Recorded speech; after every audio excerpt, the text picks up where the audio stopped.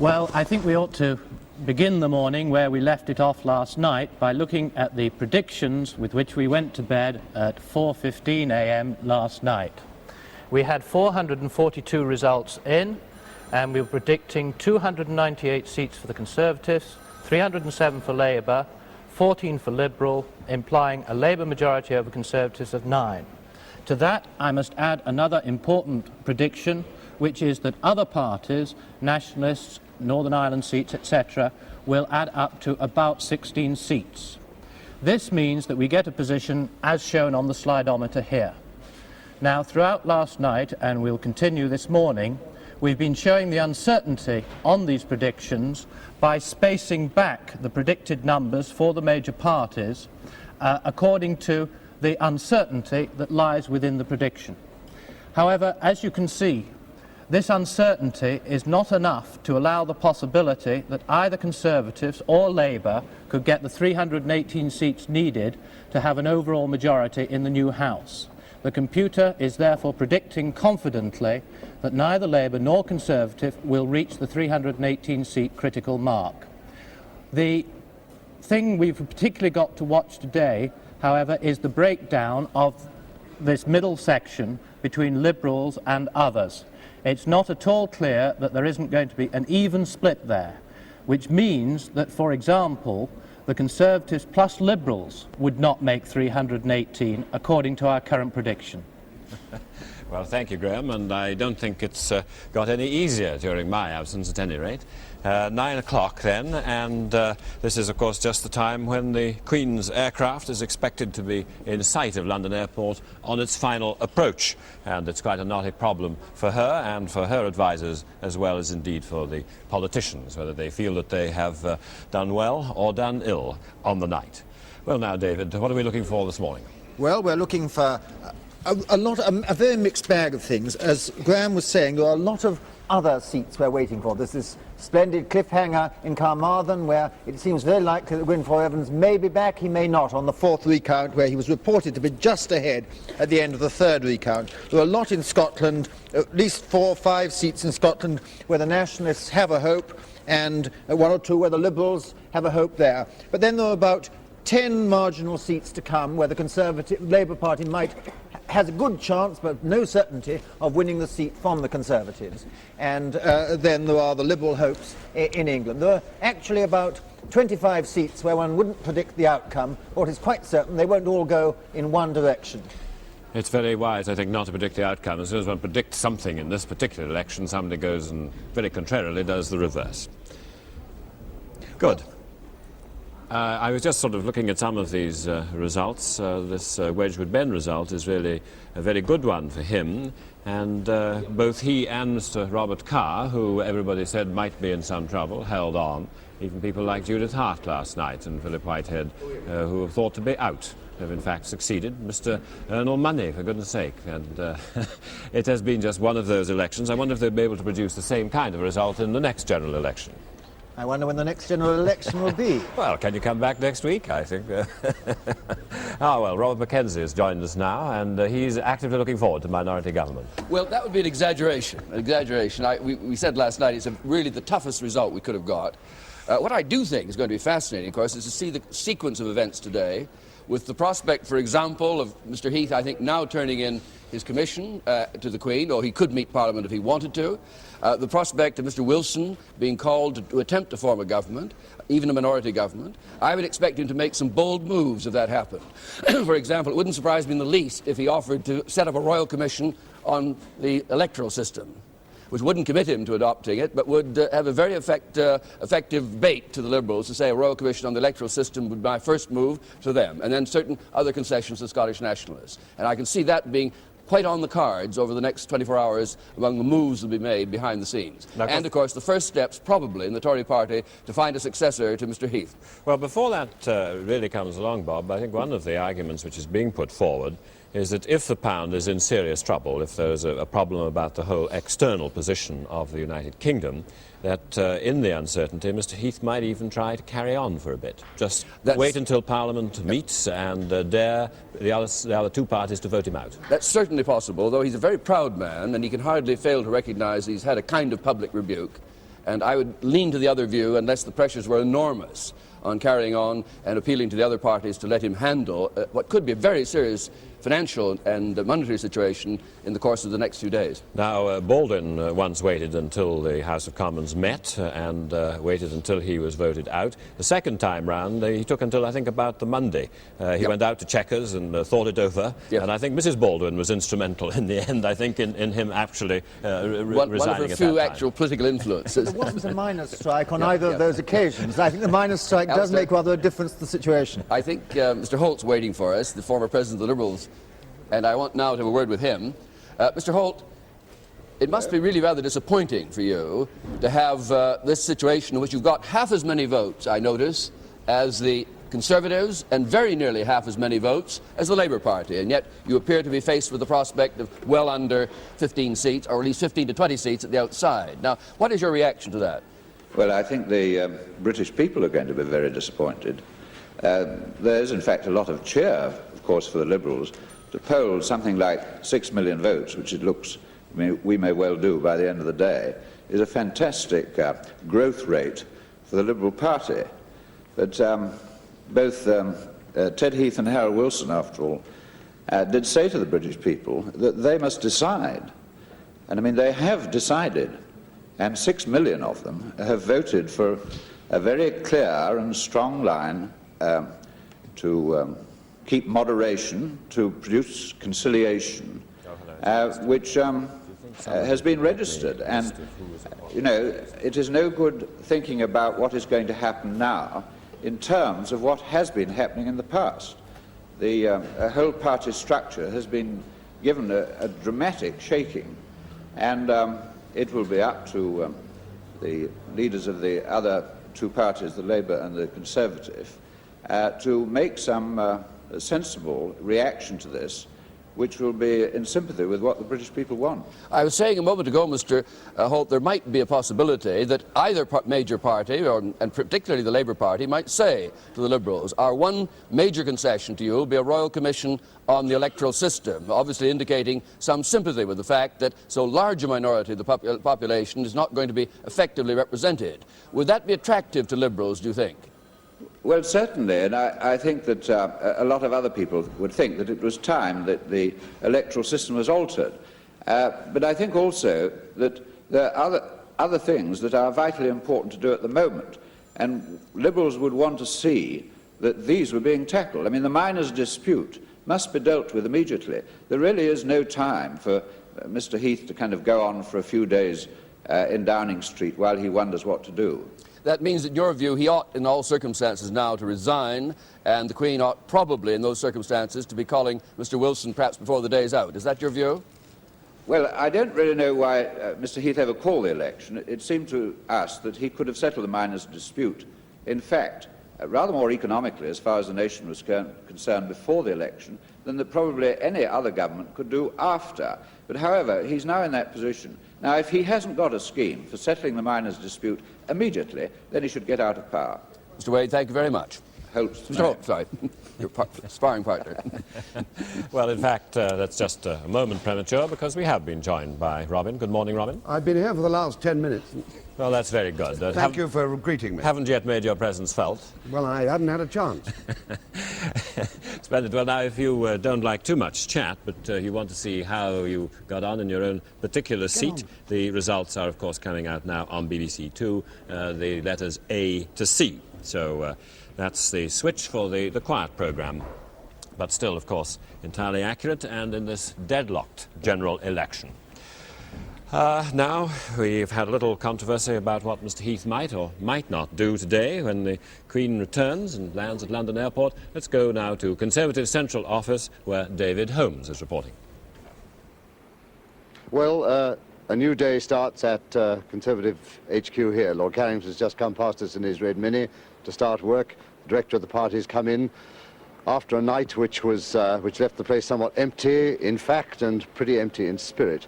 There's no doubt about it that the people who do come in have pretty long and worried faces.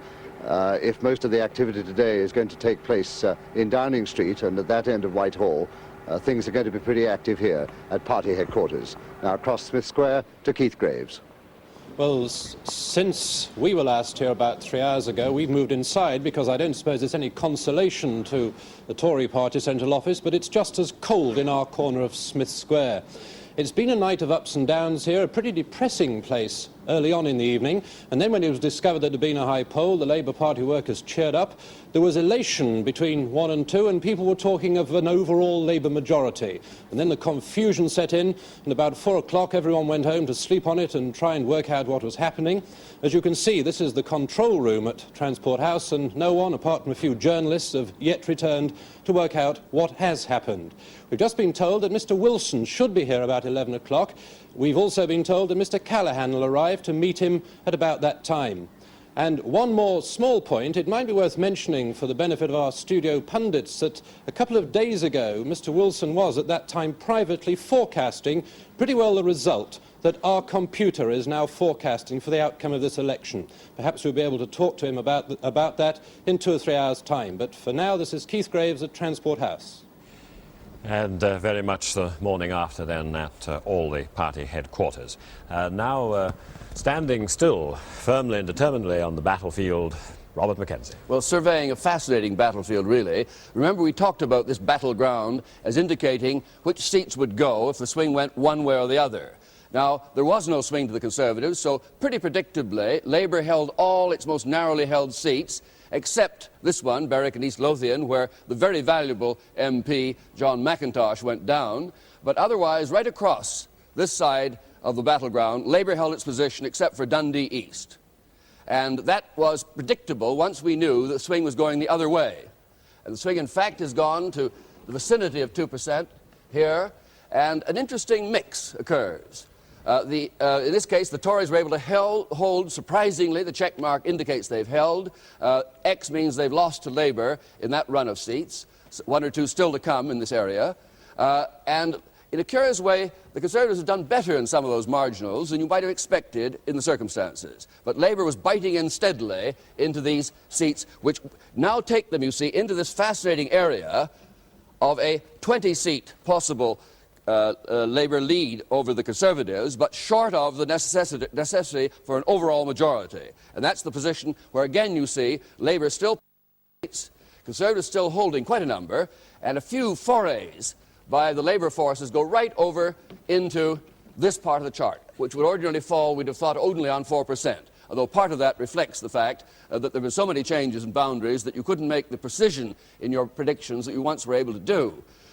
The sad Liberal picture, from their point of view, obviously the fact that they have picked up only 5 so far, 1 wholly new and unexpected win as far as we were concerned, but lost places that we put as very likely wins for them.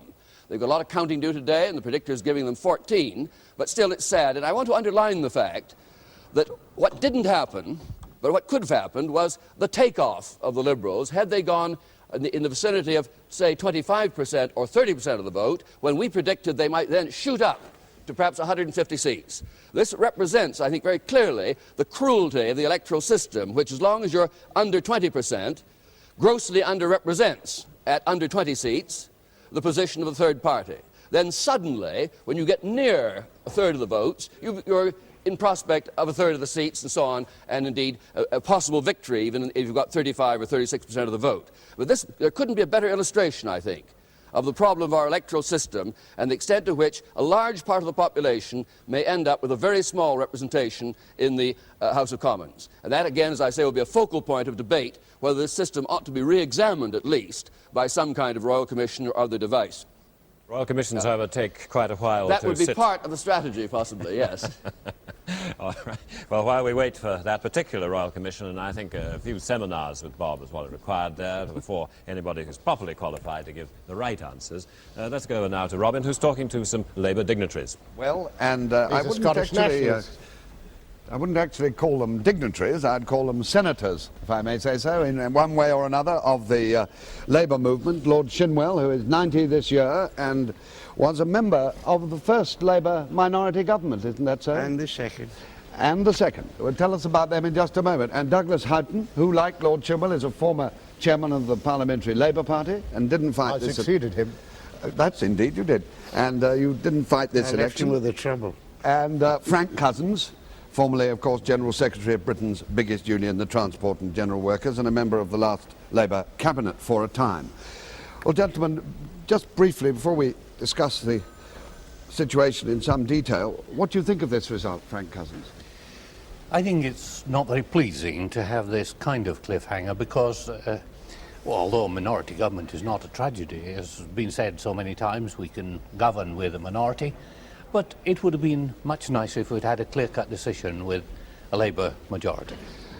Lord Shimwell, you said the other night on television, I remember, that you'd rather see a strong Conservative government than a weak Labour government. Do you still think that? Well, I was afraid of this balance of power stuff because our experience in the past, in 1924 and in the 1929 and 1931 government was, it was impossible for a minority government, the largest single party, or anybody in office, to proceed with its constructive legislation. We were frustrated and hamstrung all the time. In a way, the situation is worse now because the party holding the balance of power, if that is so in this situation, is not only just the Liberals, but a whole lot of people like nationalists and other people. Well, I don't mind that. I don't mind that so much. I like a little minority representation. Oh yes, but there's not a single bloc which but can, not to prevent the government in office from proceeding with its legislation. What do you think about it, Douglas I think Hutton? it's an appalling result, I do. I think it's bad for the country, and in the short run it's certainly, I think, going to be bad for politics, but in the longer term, probably the parties will sort themselves out and get their policies a little more attuned to public opinion. But at the present moment, I think it's really dreadful because the Prime Minister has thrown away a working majority. And there's no one else can take that up under present conditions. I don't see how Parliament can last. Well, let me ask you this. Putting your hat of experience and constitutional knowledge on, do you think, as opposed to Labour being a Labour person, do you think that Mr Heath could and should continue in office and face Parliament and see if he can get the support of the Liberal and other minority people? He could, and I think he may. What do you think, Lord Chimwell? Most unwise. Unwise for his point of view or the country? I think the country will regard that as a piece of foolishness. Yeah. Of course, that's accepting that the computer is absolutely correct. It may be that he will not be in a position to say, I will stay on and see if I can get no, the support but if he's a Liberals. minority, no. Oh, but if he's more than 9 in a minority, see, it looks as if it would be then impossible for him to get enough support to make a government anyway. Yes. But there is a point, Robin, that, you know, those minority groups are better remember, that's exactly what they are when they get in the House of Commons.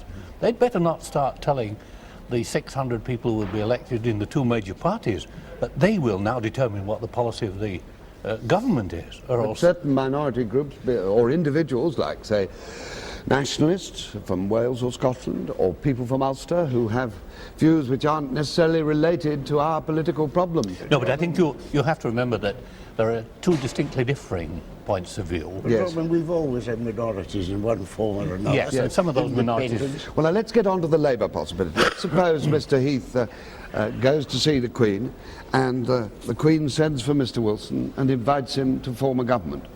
And let's suppose he's a minority government. Now, this isn't necessarily the result, but I'm inviting you to consider it in the light of your experience. Do you think he should go on governing as all the Labour statements have said, and wait until he's defeated if he is defeated? Or do you think he should take some account of the result and invite some Liberals in? Douglas Hutton. If he's the head of the largest party in the House, then I think it's his duty to form a government and test the confidence of the House. I would think that if the Prime Minister decides to go, and he may think that he's been rejected and should go, I think there's some doubt about what he will do.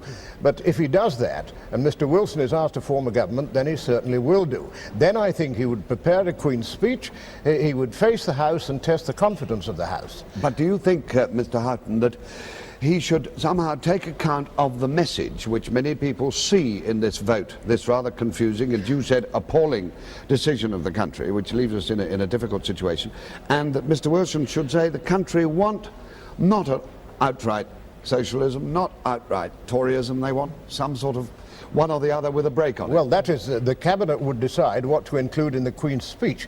The Queen's speech might take account of the political realities of the situation and make a programme for a session and say this is the basis on which the Labour government will govern, at least for a time, until the country can take stock and have the opportunity of registering a new view on the situation. I don't think this Parliament don't think is he going should to last. invite Liberals in to join him. But He won't invite Liberals in to join him. He'll just rely on Liberal votes. Yes. Aren't we forgetting something? There's a precedent for this. Yes. In 1923, Yes. on the verge of 1924, Yes. Baldwin returned with the largest single party.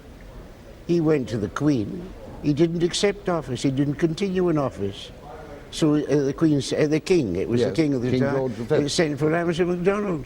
And although the Labour Party had a smaller number in the House than Baldwin, than the Conservatives had, Ramsay MacDonald took over. That's the precedent. It's the only precedent that I know. And I should think that Heath, following the line of previous Conservative Prime Ministers, would adopt the same procedure. But of course there are some major parts of the Labour Party philosophy that, assuming that Labour are the largest party, one can't compromise on them. One can't say, for instance, that we will not repeal the Industrial Relations Act because the Liberals don't want us to, or we will not increase the old age pensions to the figure we said because we don't want to, That or we wouldn't will be not difficult. have. The Liberals are critical of the Industrial Relations Act too. I don't think they'd oppose measures Well, what like about that. common market, The common then? market, there would be a fundamental thing, but that's not going to arise immediately, is it? You're not going to renegotiate the terms in the next. Well, they're going to make next clear 2 that months. this is what their intention is. Yes. And in fact, some of the officials of the common market are making it quite clear that it's not possible Yes. to do so. Now, here you get a fundamental clash. And I should be surprised if any Labour Prime Minister thought that he could compromise on that particular issue. Well, he could begin the process of renegotiation, but it wouldn't be completed for Yes. a long time. How do you see the effect of this situation, political and constitutional situation, on our already difficult economic and confidence situation? Well, that is what worries me, because I think that no British government in present conditions is likely to have the confidence of the world. It will be, I think, regarded almost as a caretaker government in present circumstances. So who's going to borrow the money? Who's going to lend the money? Who's going to lend the money? Who's going to settle these problems? What do you think about that, Aren't we Lord Jim? proceeding on the assumption that the Labour Party will not have a majority? Well, that's, I did After all, say that. Churchill They said may a well do majority. that, yes. Churchill said a majority of them is quite adequate. Yes. And if that happens, then you've got a government Well, elected by the country. we're dealing with a On the other hypothetical hand- situation. On the other hand, if Mr. Heath decided to continue and ask for a vote of confidence in the House, I don't think he would get it.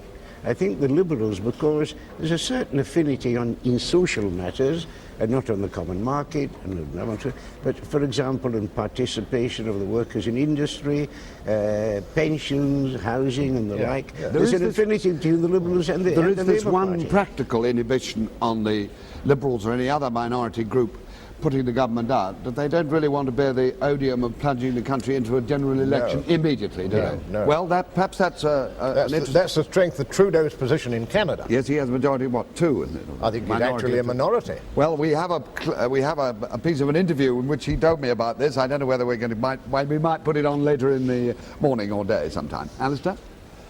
And the situation at London Airport, where eyes are centred now, the Queen has landed. So she is back and faces, of course, all these constitutional and political problems which we are going over this morning and which no doubt will rise in noise and volume as the weekend progresses.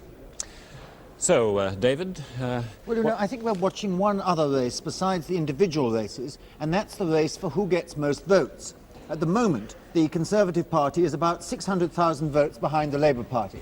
But before today is out, it may well be that it's overtaken it. And one of the very interesting questions we shall face is the mandate, not only who gets most seats, but who gets most votes. And it might affect the argument of who goes to see the Queen. And here is the Queen now, and there's the Royal Standard flying as her plane arrives at London Airport. Just the way back from Australia. One may have thought that she was there in a very settled part of her dominions and domains, there and in the Solomon Islands.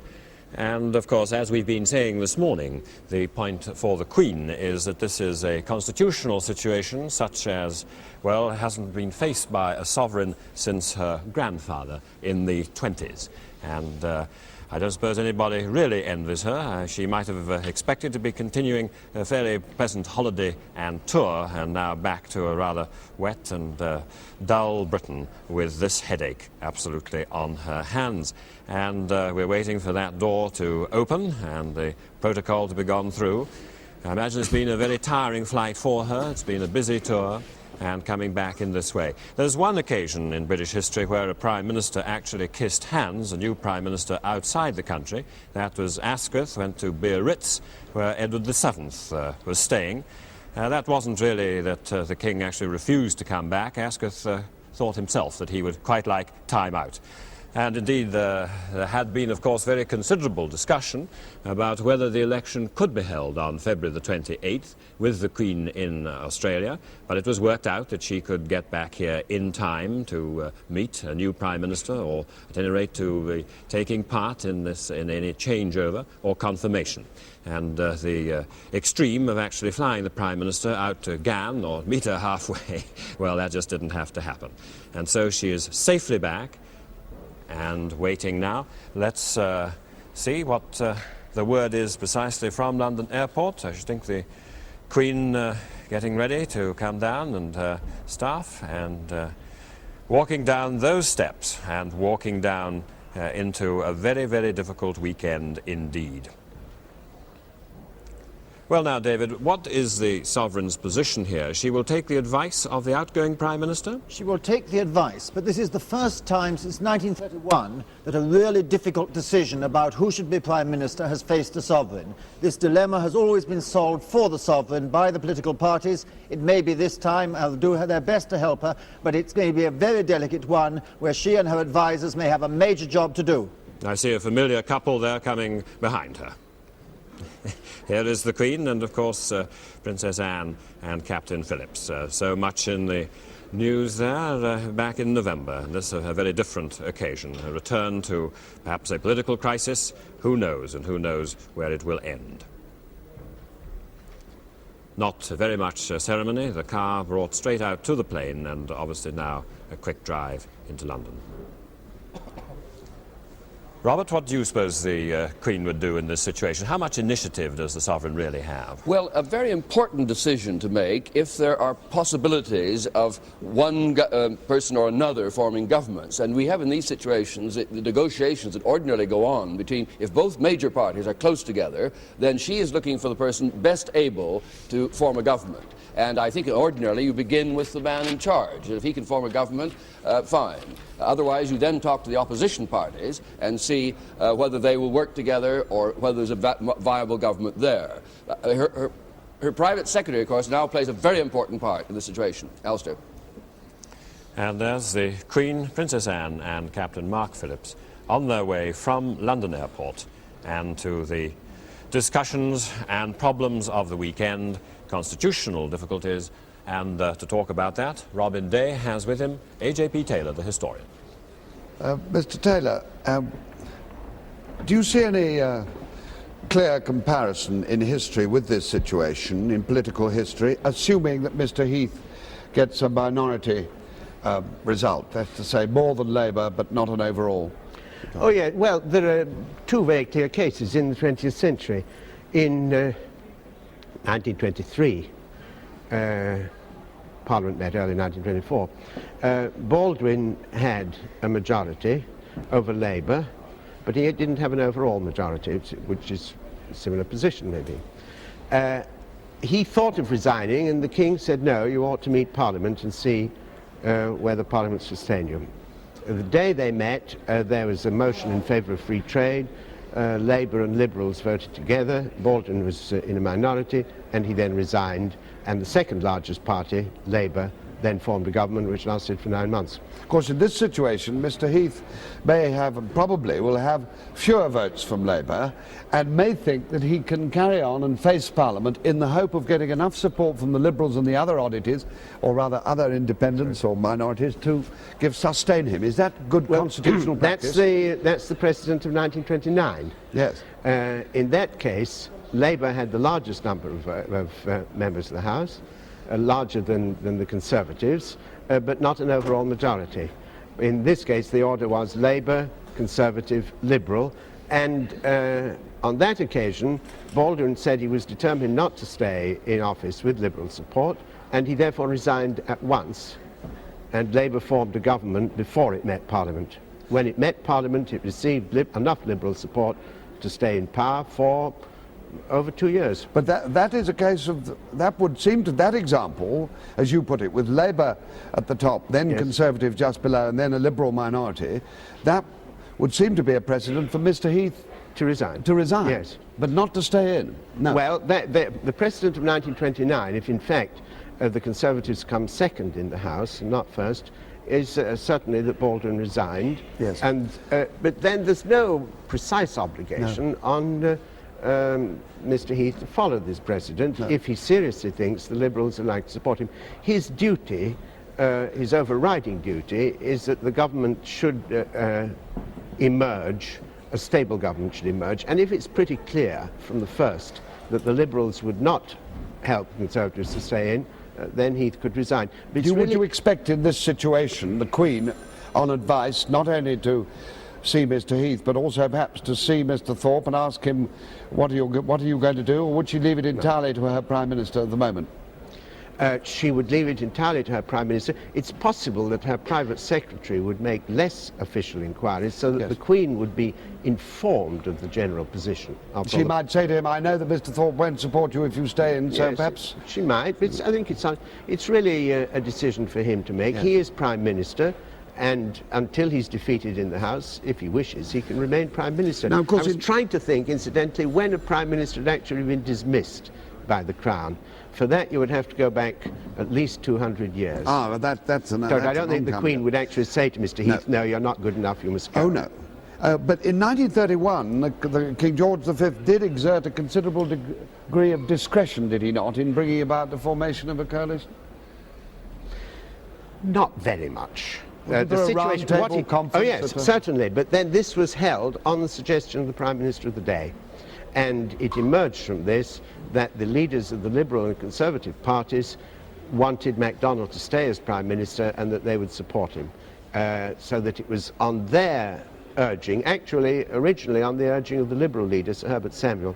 Characteristically, Baldwin, when he should have been at the meeting, couldn't be found. So he turned up late in the day, and Samuel had already said, let's have a coalition under MacDonald. So Baldwin said, oh, admirable idea.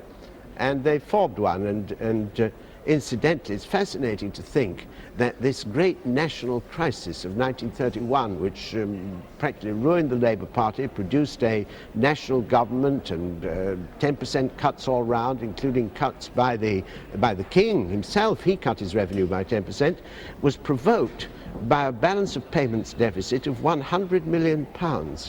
That's about what we do in a single week nowadays. Practically nothing like at all. From your reading of political history, Alan Taylor, what do you think is the likely result of this election in the course of events in the next 2 or 3 weeks? That Labour will come in and form a minority government? I should assume so. I think there is an obligation, after all, on politicians somehow to provide a minority government. I think all the talk about having to have another election straight away is foolish, because it would probably produce much the same result and general dissatisfaction. No, these people have run in order, they offer themselves to form a government, and it would again be wholly and irresponsible on behalf of the Liberals, and most unlikely, for them first to throw the Conservatives out and then to throw Labour out. Do you have most Englishmen's, or rather most political Englishmen's, horror of the peacetime coalition, or do you share Robert Mackenzie's view that this is something we may now have to face up to like other countries such as Canada and Germany and so on? Situations change all the time. The general practice in this country we've had plenty of minority governments in the 19th century, is that it is sustained by the third group, whatever that third group may be, without actually making a coalition. There is, I would say that it's more likely to have cooperation between two of the three parties than actual coalition. It would need a graver crisis to produce coalition, and it seemed to be unnecessary. Turning away from this particular aspect of it, Enoch Powell's fascinating and unpredicted action in this election. First of all, not standing, then saying vote Labour, and then apparently having had a tremendous effect in the Midland vote, 11 safe Conservative seats. Is there any comparison to that in history? How does it compare with Joseph Chamberlain in the mid-80s? Not quite the same situation, but it was the last real independent. Yes. Yes, I suppose so. There have been occasional individual rogues, as this. I use the term in the sense of rogue elephant and not of a wicked man. Yes. Powell is a very striking case, particularly as he wasn't even running himself. He didn't seek to build up a party. In a sense, an obligation rests on him now. Now, what do you see? Do you remember when he a few weeks ago, he said the arsenals of divine revenge were preparing the weapons which could bring him back? Do you think the arsenals of divine revenge fired off some weapons from Enoch Powell in this election? Well, I think it's very unlikely that the Conservatives would now say that they'd rather have Enoch Powell as their leader. This is, ultimately, you've got to become the leader of a party if you're going to achieve power at any rate in peacetime. If the situation was really tremendously critical, people might join behind Powell in the way that, say, Lloyd George was swept to the front in 1916, or even the way in which Churchill became Prime Minister in 1940. Neither of them was the leader of the party. But they were both wartime situations. Exactly. Thank you, Mr. Taylor. Alistair? Well, some speculation about high politics and constitutional matters. Now, a little domestic detail. Bernard Falk is outside number 10 Downing Street. That's the door where everything goes in, from milk to returning prime ministers. And he's talking now to Mr. Wilson's former cook. Right, well, welcome back to number 10 Downing Street, or welcome to it if you've only just joined us. And the scene here is that just over here on my right, quite a vast number of pressmen, photographers, film cameramen, all waiting present in the expectation that Mr. Heath may be leaving. Mr. Heath, in fact, came here at 3 o'clock in the morning after leaving a champagne reception, and he went immediately to bed. Now, we've been out here since 6 o'clock, and since then we've met Mr. Heath's milkman, and we've also met his postman, and we've met quite a few other people as well, including the policeman. But I have with me somebody who knows the inside of number 10 very well indeed, Mrs. Alice Green. Now, you used to be the cook here for Sir Alec Douglas-Home, is that right? Yes, that's right. Now, what was it like actually working here? Well, I thoroughly enjoyed it. It was very nice, homely. What kind of kitchen did you have? Wonderful kitchen. I was you? very lucky. It had just been redone and everything was perfect. Now, when you were living in here, did you ever sort of, you know, pretend a little bit sometimes that perhaps... Oh, I think I did, you know. I felt a little bit important. It never dawned on me, though, not at first. Yeah. But afterwards I realised what it was all about. What sort of place is it? I mean, we hear stories that perhaps it was not the most comfortable place in which to live at one stage before it was restored. What was it like inside? Before it was restored, I don't know, but afterwards when I went there it had been restored and it was absolutely perfect. Yeah. Very comfortable. Now, Mr. Green, you were telling me a story a few minutes ago, but you used to, when you came out of here once... I came out here one day just after Mr. Wilson had been made Prime Minister, and one of the reporters stopped me. He said, "What positions Mr. Wilson offered you?" I was so surprised. I just said, "Well, I haven't been offered a position yet." I see. Now, when in fact Mr. and Mrs. Wilson came here to live, you were sacked, weren't you? In fact. Yes, I'm afraid I was. What were your feelings about that? Pretty dreadful at the time. I felt very hurt about it. Did you? But I realised afterwards they never really needed a proper cook because, well, they never entertained, you see. Well, I think Mrs. Wilson likes to do quite a bit of the... Yes, indeed she does. I mean, she's a very capable sort of person. Now, tell me, what sort of food did you actually cook for the Prime Minister, Sir Alec Douglas-Home, when he was here? Was it very exotic and... Sometimes, depended on whom the visitors were or their acquaintances and visitors, etc. But he was quite content with an ordinary roast, and Was he? usual sweet Yeah. or first course. Now, etc. in fact, you're a cordon bleu chef, aren't you? Well, I could call myself that, yes, after all these years. Now, you live in Stevenage now, don't you? Yes. So, in fact, you swapped number 10 and went to live in a new town. Yes, I did. Now, what was it like trying to adjust from there? In the new town, you mean? Yeah. Well, it was a bit difficult at first. I actually hated it. Now, of course, it's home. Right. Well, thank you very much for coming all this way and talking to us. Thank you. as well, Thank you Mr. very Green. much. Thank you. And with that, with a conversation with Sir Alec Douglas Hume's former cook, I hand you back to the studio. And prime ministerial tastes, of course, change. And David, however, you've got a comment about the constitutional position. Well, I couldn't help thinking, as I heard A.J.P. Taylor talking, of a quote that Herbert Morrison wrote after the 1950 election. He said, "The British electorate has a habit of knowing what it wants and has a habit of overdoing the getting of what it wants. This time I think it wanted Labour back with a small majority, but somehow it said it in italics instead of in Roman, and the result, it has got a tighter situation than it really meant."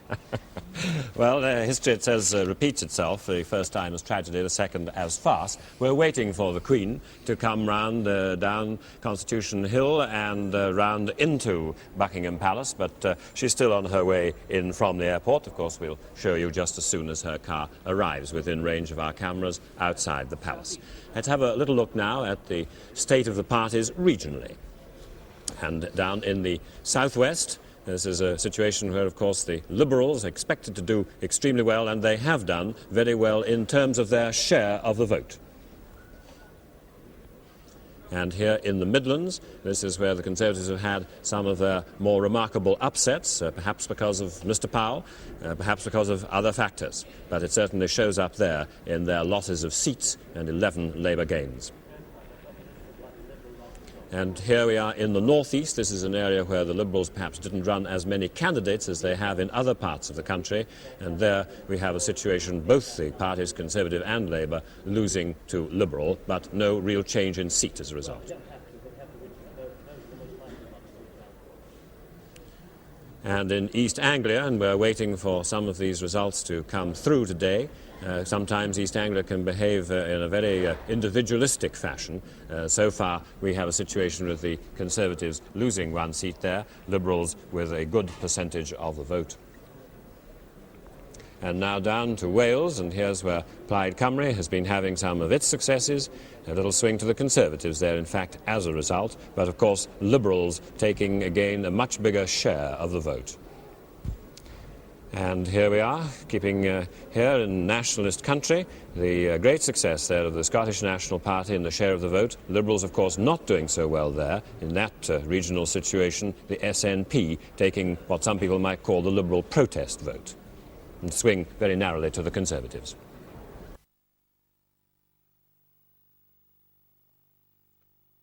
This is the situation where we are at, waiting for the first results today to come in. And Conservatives 177, Labour 255, Liberals 5, and others 5. That's Nationalists, of course, and Mr. Taverne. And that's the way that the British public has voted up to now. Of course, what we have to decide is how the rest of the world is going to look at Britain. And the situation there of the Labour lead over the Conservatives at the moment of 78, but there's 193 results to come, many of which are expected to to help the Conservatives. And the predicted winner is that Liberals hold the balance. Well, now, all over the world, people, of course, are already waking up. The reactions will be coming from Europe as to what is happening to the pound. And a little later on, of course, we'll be getting the reactions from North America, what they think of Britain's economic situation. Well, now, in Birmingham, Tom Coyne has got two stockbrokers to give their view of the financial situation. Tom? Well, the reaction generally, as far as the public are concerned here in the streets of Birmingham, has been rather mixed. But I'd like to ask you as stockbrokers, what has been the immediate effect of the election? Well, the immediate effect has been a very sharp markdown on prices. I should think the index, it isn't quite out yet, but I should think the index is down about 20 or 30 points. It is trying to rally, but while the uncertainty is there, I can't see a rally going very far. Well, the way things are going at the moment in the count and so on, what effect generally do you think it's going to have on the future? Well, the main thing is the uncertainty. That is the worst thing we can have in the stock exchange. Prices, as I said, have been marked down, and it's just anybody's guess until the full outcome. If the stock market falls, it has suffered quite a lot in the past few months. If it falls again, is this going to be a bad thing for industry generally? Extremely bad, yes. There'll be shorter finance, and I think confidence is the main thing that industry wants at the moment. There'll be a marked lack of confidence. See, many people think that a dabble on the stocks and shares is just a gamble, as if you were putting something on with a bookmaker. Would you say there's a much more serious side to it than that? Oh, very much more serious, yes. I think this attitude of gambling is totally wrong. It's support of industry, and it's industry that needs the support. What are the sort of things as stockbrokers you would have liked to have seen in this election? What would you like to have seen come out of it? Well, we'd have liked to have seen a clear-cut majority for the Tories. Something that they could work on, and something that they would have a clear mandate for the next 5 years. In an area like the Midlands, where there are so many small industries as well as the major ones, is it then a serious blow if the market is badly affected? Yes, I think so, because it's the uncertainty. We just don't know where we are. And as far as I can see, we'll probably be having another election within the next 6 months or a year. What about the small investor? There's no doubt as well that a firm budget is needed. And I don't know what the position now will be with the present election on how that can react into the budget. The confidence of the small investor has been sorely tried lately. Do you think there's likely to be any kind of panic now? I wouldn't say panic. I think the markdown in prices, as we've seen this morning so far, will resist any panic setting coming in. I think, in fact, as John has said, the reaction so far is to go a little bit better from the initial markdown. One of the things that one can expect at this time of the year, coming to the end of the financial year, is a sort of tax loss selling. Is this likely now, do you think, to step up a bit with the fear of a hard budget? I think the majority of it's been done already. But I also think that the big worry is the pound. I don't quite know what it is. This is very weak this morning. Very weak indeed. This element, I think, is very frightening. If there is a run on the pound, weak currency, this could start a new crisis. Well, gentlemen, thank you very much indeed. Thank you very much. Okay. And some views there, which of course will underline in many people's minds, no doubt, the need for some quick political decisions as well as for some hard decisions. We will be watching the state of the pound during the day, just as we will be watching the state of the parties and the state of the vote. And for a little look at that now, Bob. I'd like to look at the total vote situation, first of all, because this is one of the astonishing stories of the election, really. You'll see that the Conservatives and Labour are one just below, the other just above 8 million, with some prospect of narrowing the gulf between them in terms of total vote as Conservative seats come in today. The Liberals got half as many votes as the two major parties. They, in fact, got 5 seats against the 255 seats Labour has and the 177 the Conservatives have. This means that it took 800,000 votes to elect each Liberal MP so far elected. And this is going to be one of the great turning points in the argument about a possible reform of the electoral system. I think, as I say, perhaps a Royal Commission on it. Then if you look further at the position on the share of vote, again an interesting story appears. Both major parties, look at the right-hand column down. Both major parties have lost substantially in the 442 seats that have been contested so far. The Conservatives are down 7.5%, top right-hand corner. Labour's down 5.5%. The only gainers in popular support in this election have been the Liberals and others. But both parties have had that kind of contest, and it works out to what we call all evening a swing to Labour. In fact, there's been a swing away from the Conservatives, away from Labour, and to the Liberals and others. And that, again, is a factor of major importance in this situation. Incidentally, I've been going back through the history of the share of the vote the party's been getting, and I can't find in modern times the Conservatives ever getting so low a share of the vote as 37.6%. And I can't find the Labour Party going as low as 40.5 since 1935. And that really is another aspect of the story, the swing away from the big parties, which when you look at the figures for voting is very impressive indeed. Bob, don't go away, because we have, besides the election going on here, besides the problem of the pound, a most serious issue, and I'm going to allow 3 3-minute rounds to the 2 contestants. And over here, on my left, we have Graham. Well, I don't think Bob and I are going to fall out of this, but I do feel that I'd like to come back to his comments earlier about the computer and the great expense it's put us all to. I think this Don't be touchy. last night was a triumph for the computer, for the television computer projects team, and not least for Clive Payne as well.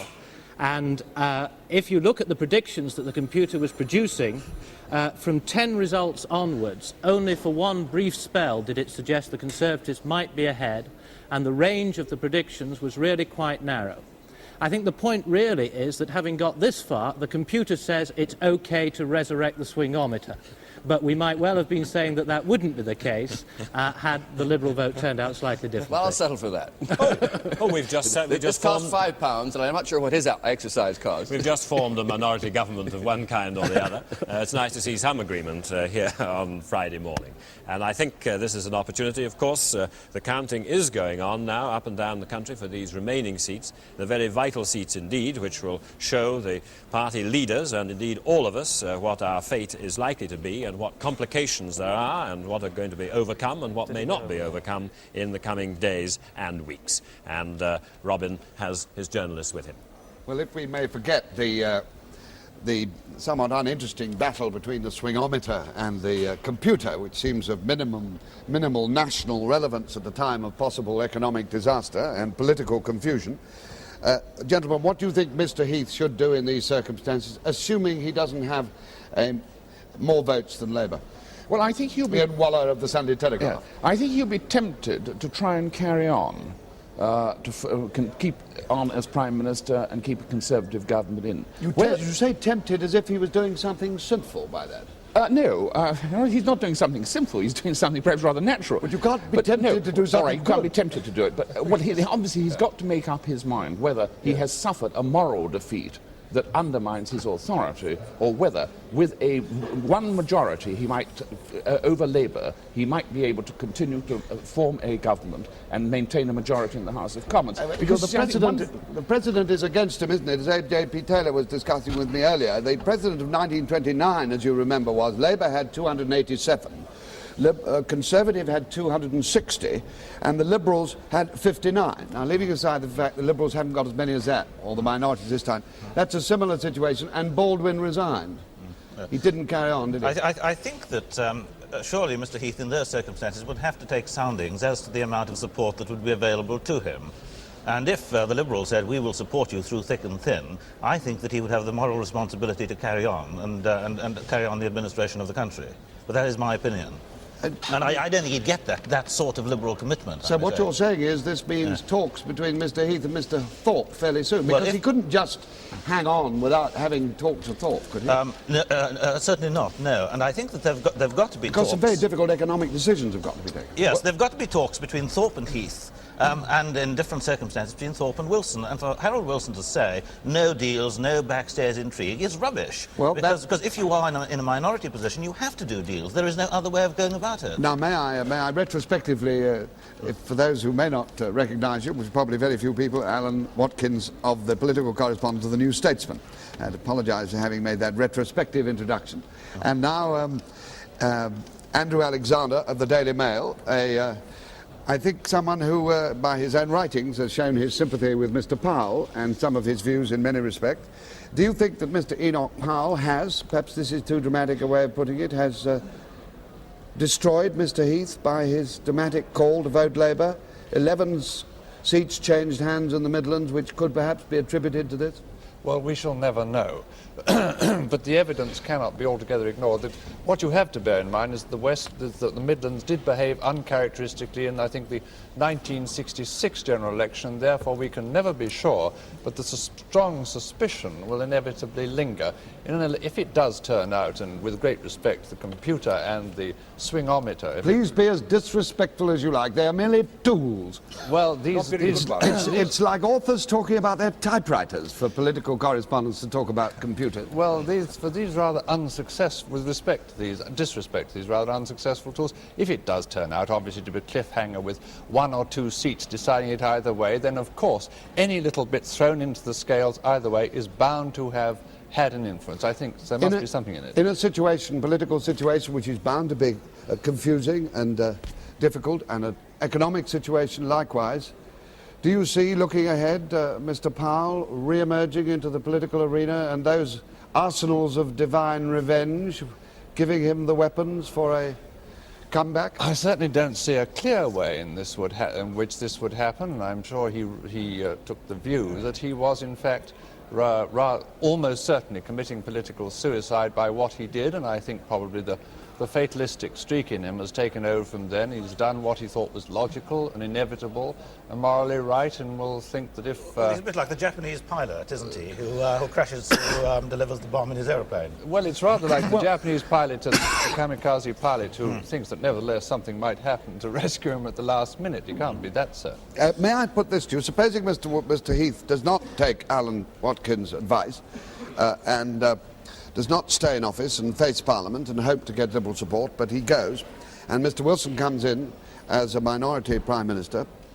He said he won't do any deals with the Liberals of any kind behind the Speaker's chair and all this. Do you take that seriously now in this situation? No, I don't. You're talking about Harold Wilson now. Yes. Yes, well, he'll have to talk to Jeremy Thorpe.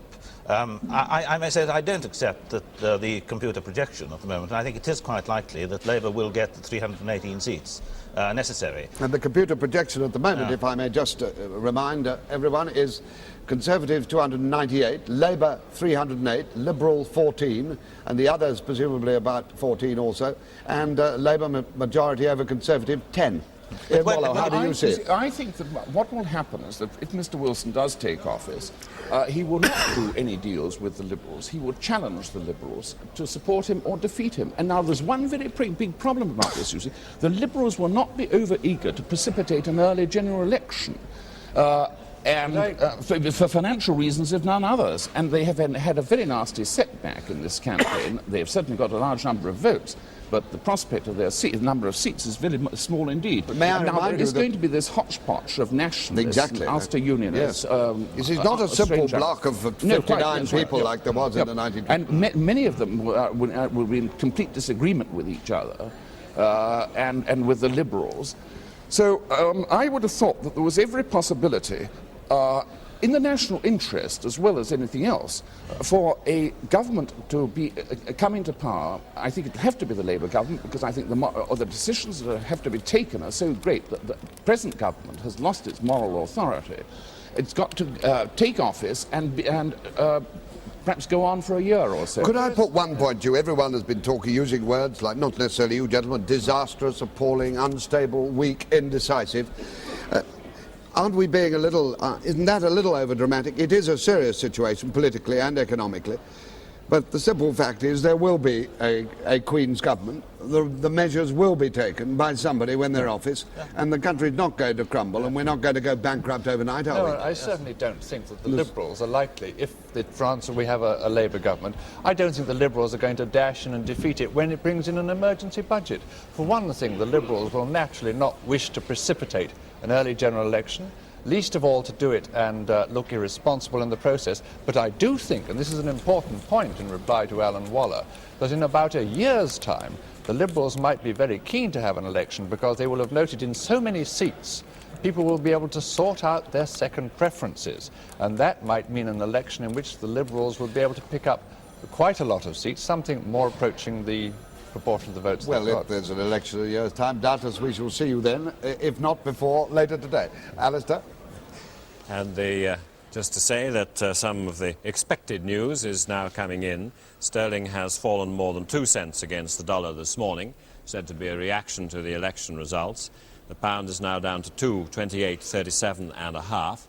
It was 2.30 overnight. Of course, it had been going up slightly as the election had gone on, in the expectation in some circles of a Conservative success. And, of course, the stock exchange, as we were hearing earlier on, has seen some quite dramatic early marking down. It remains to be seen whether those markings down will stay, but that's the broker's view at the moment. They are indeed said to be slashing hundreds of millions of pounds from the value of shares. Well, that was quite expected. The second thing, I think, which we must expect now, David, is that we will live, whichever government is formed, in a perpetual political situation. All these old worries about invalids in the House of Commons, absences, particularly, say, for attendance at the European Parliament, fog holding up odd MPs in critical votes, and, of course, all the polls and every by-election becoming a major national event. I think that is indeed the case. I think it's a very depressing prospect, I think. But on the other hand, I'm not quite certain one shouldn't look for some catharsis out of this, some sort of actually making people think again and try and behave sensibly in this sort of crisis. It may not be necessarily for the bad. Well, it remains to be seen how they're going to think again, and of course coming immediately after a general election when politicians have committed themselves, some would say sometimes unwisely, they may be held to that in a perpetual political state. I mean, we heard Mr. Jack Jones there saying what he thought the Labour Party would and would not accept from a government, and it's a little bit difficult. I think somebody was saying last night one doesn't hold people to campaign promises, but perhaps the country will now. Well, perhaps so, but they will not want people to play politics, and the popularity of politicians could be very gravely damaged if people seem to be playing politics, and yet I'm afraid they're bound to seem, because they're very difficult issues. People have deeply held different views, and they have the votes to inflict those views, or try and inflict those views on others who don't agree with them. Well, now, Robert, you're good on catharsis. Well, I'd just like to underline the fact that I think the pressure on this new Parliament not to play narrow, petty politics is going to be fantastic. If the economic situation becomes as grim as your initial figures suggest regarding the dollar and all the rest, then the pound, I see every possibility they will be forced to act in a statesmanlike way, and any party would incur enormous odium that appeared to be trying to play it in a cheap way. Of course, one of the interpretations of the election result, which is quite possible abroad, is being made here in this country, is that this is the election which is won by the don't-knows. It was an election to be indecisive. Now, how do politicians react in that situation? Well, in a curious way, the fact there are perhaps 5 million Liberal votes before the thing is finally counted around will make it very difficult for the two big parties, I think, to ignore the fact that they've had a vote of no confidence in both of them in one sense, much more the Tories perhaps than Labour, but nonetheless there is this feeling in the country, quite clearly, the big parties have not been successful, and therefore I think again there'll be a tendency to play in the interests of the more neutral part of the community, the don't-knows, if you like, and people who've plumped for the third and fourth parties. Let's look at the situation now with the miners, Bob. The election was called by Mr. Heath, ostensibly because the miners' strike came on. It was claimed by Mr. McGahey and other communists that they had forced the general election.